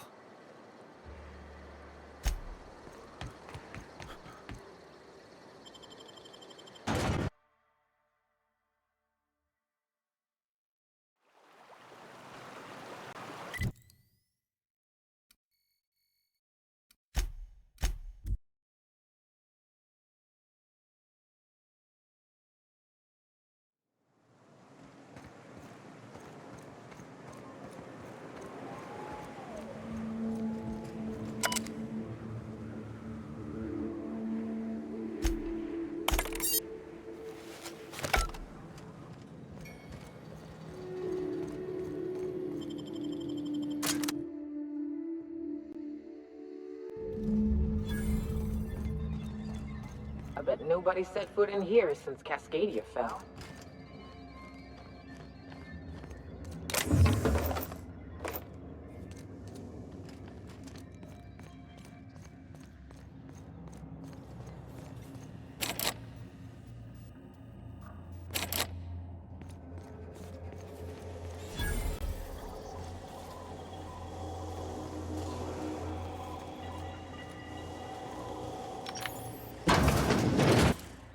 Proximity alert.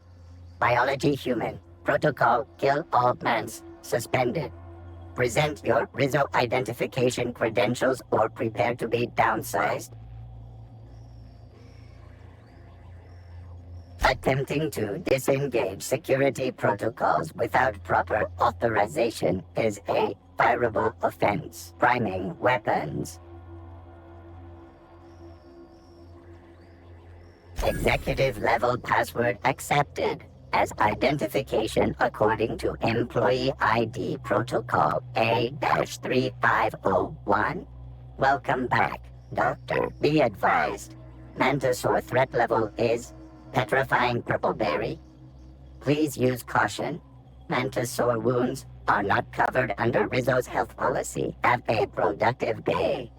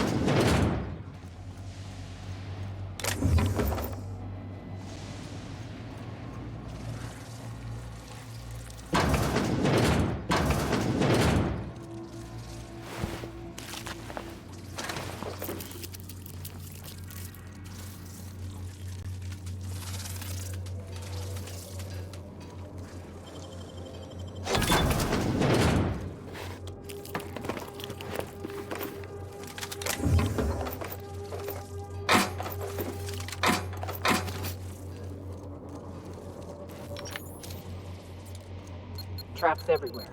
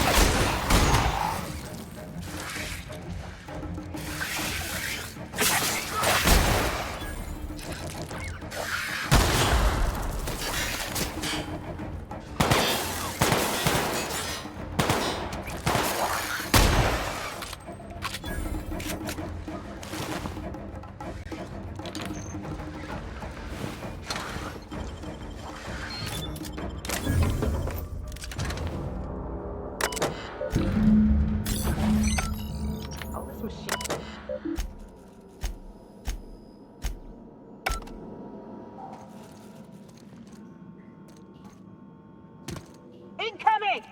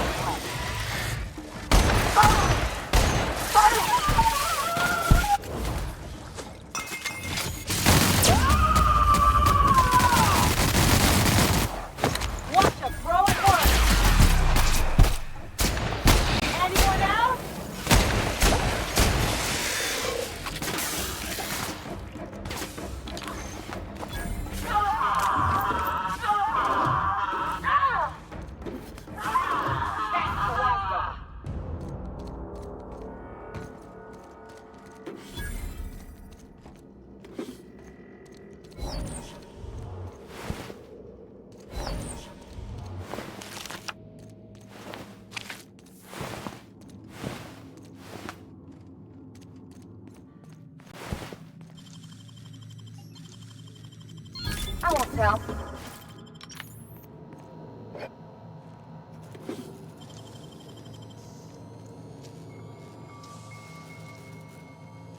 Nicely done.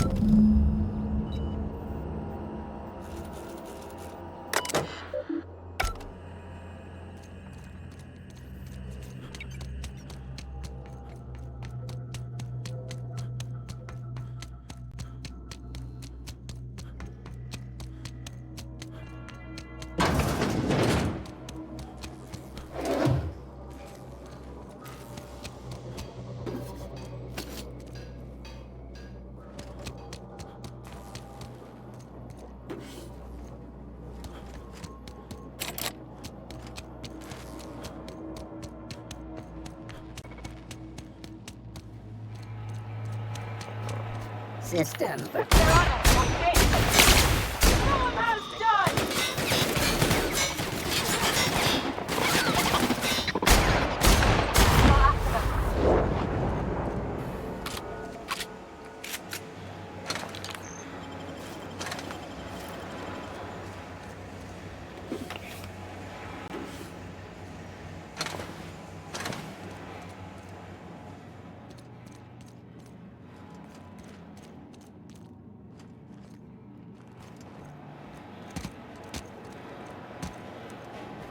they'll never see us.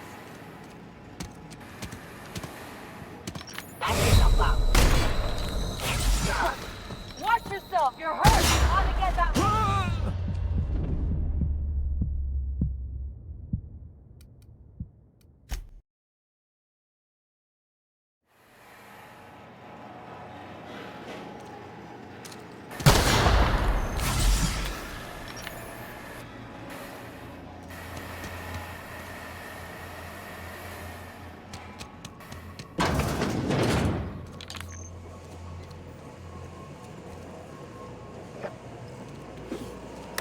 Captain, this terminal controls airflow for the entire bunker. I've got an idea. I'll drop the O2 levels to 19.5%. That's still enough for humans, but the mantisaurs will die in a matter of minutes. Here goes. I don't plan on dying today, Captain.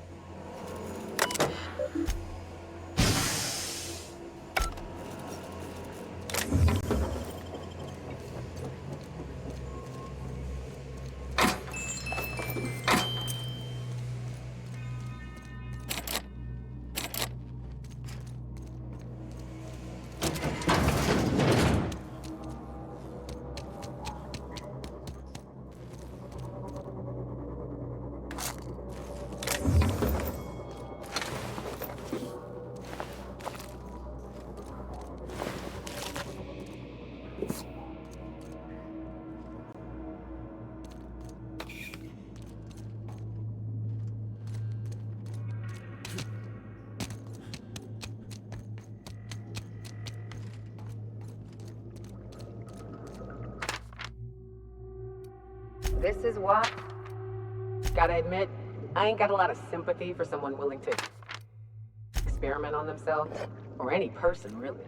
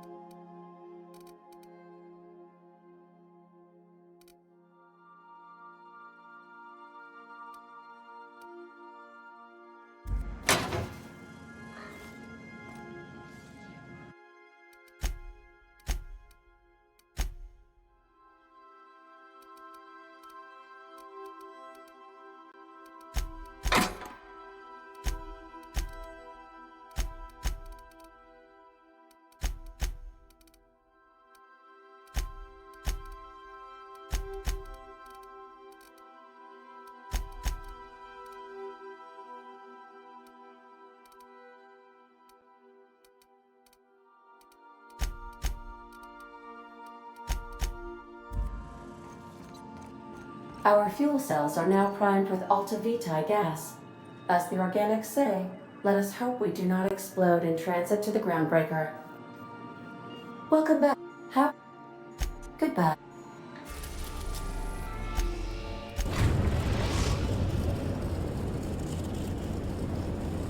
Destination reached. The groundbreaker.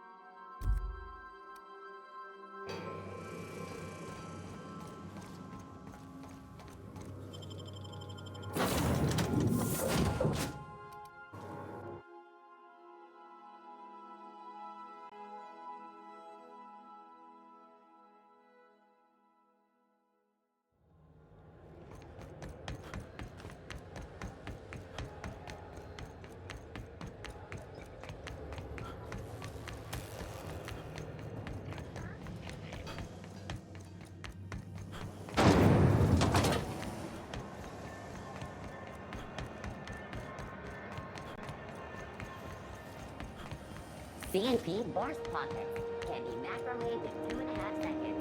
Burst pockets.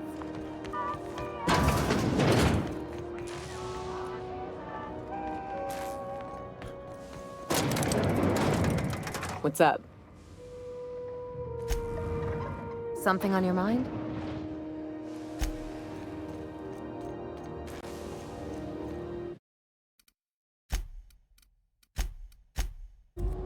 That gas is going to make us a fucking mint. 120-some cubic meters of it, at 1,000,000 bits a pop. Take this, you've earned it. When we get buyers lined up, I'm gonna buy a gold toilet to shit in. You're goddamn right. Monarch isn't exactly a walk down the lanes of Byzantium. But here you are with all your limbs attached. Call me impressed, contractor.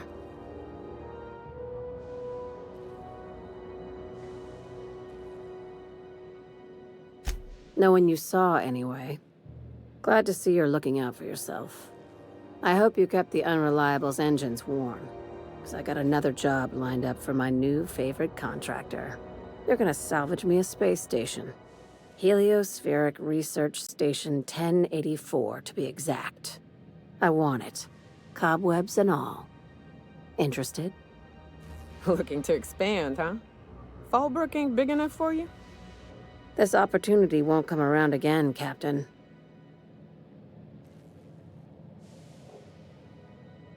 Right now, it's only salvage on paper. Systems and comms have gone dark. Poke around if you're curious why. While the board lets 1084 gather dust, you're gonna swoop in and plant Sublight's flag. Perfectly legit, perfectly legal. Not this time. The board tolerates our business up to a point, and selling off a station full of their old gear and terminals crosses that point. But if we were to move in and commandeer the station as a Sublight salvage remote office, that's a different matter. Legally gray by comparison. More of a squatter situation. Here, this override bypass should get you into the station's systems where you can plant my flag. And one last thing.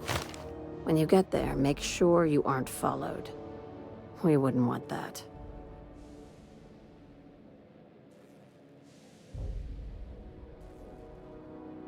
Both. Neither. Right now, it's safer if I keep you in the dark. I'm on the heels of something big. Play your cards right and I'll clue you in, but right now, I'm not sure who I can trust. Just be careful. Someone might try and use you to get to me.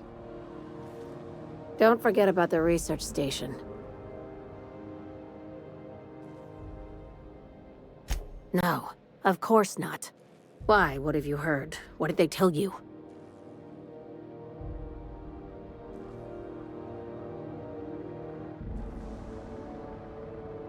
Oh, so you don't know.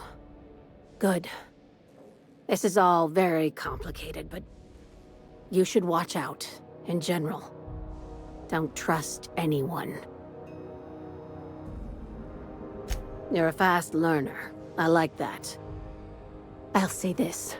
When you're on a job, if you find yourself confronted with something your mind...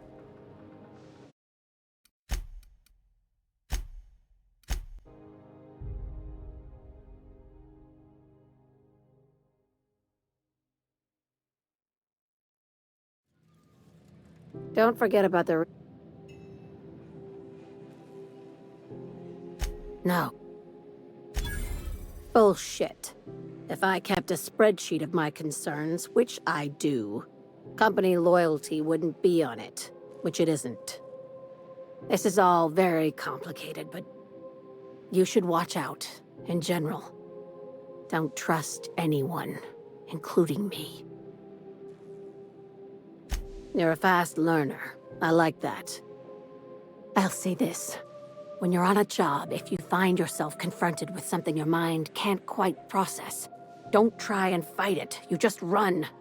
Understand?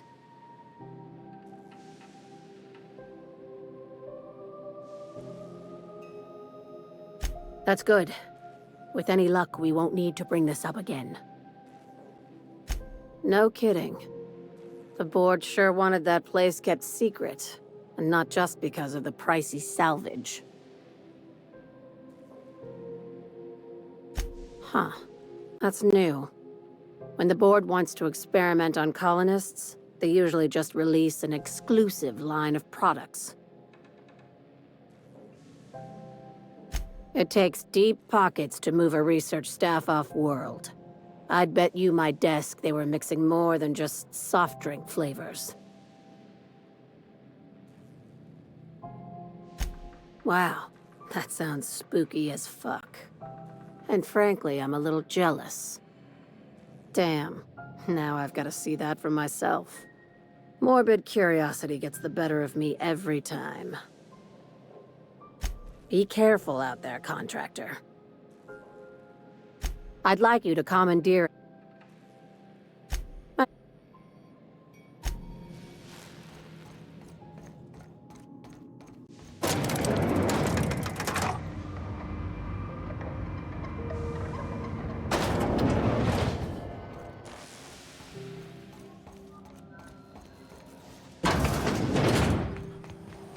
CNP near.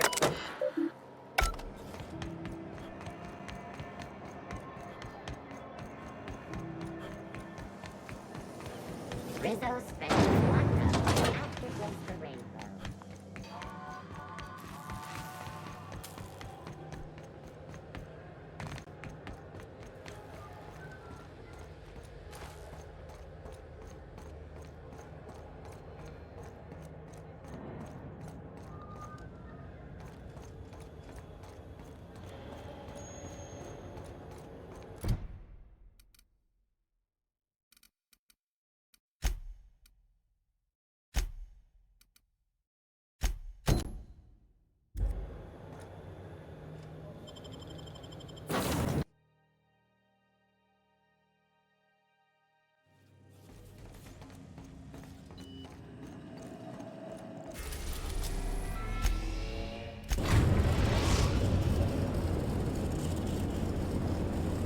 We've reached HRS-1084, Captain.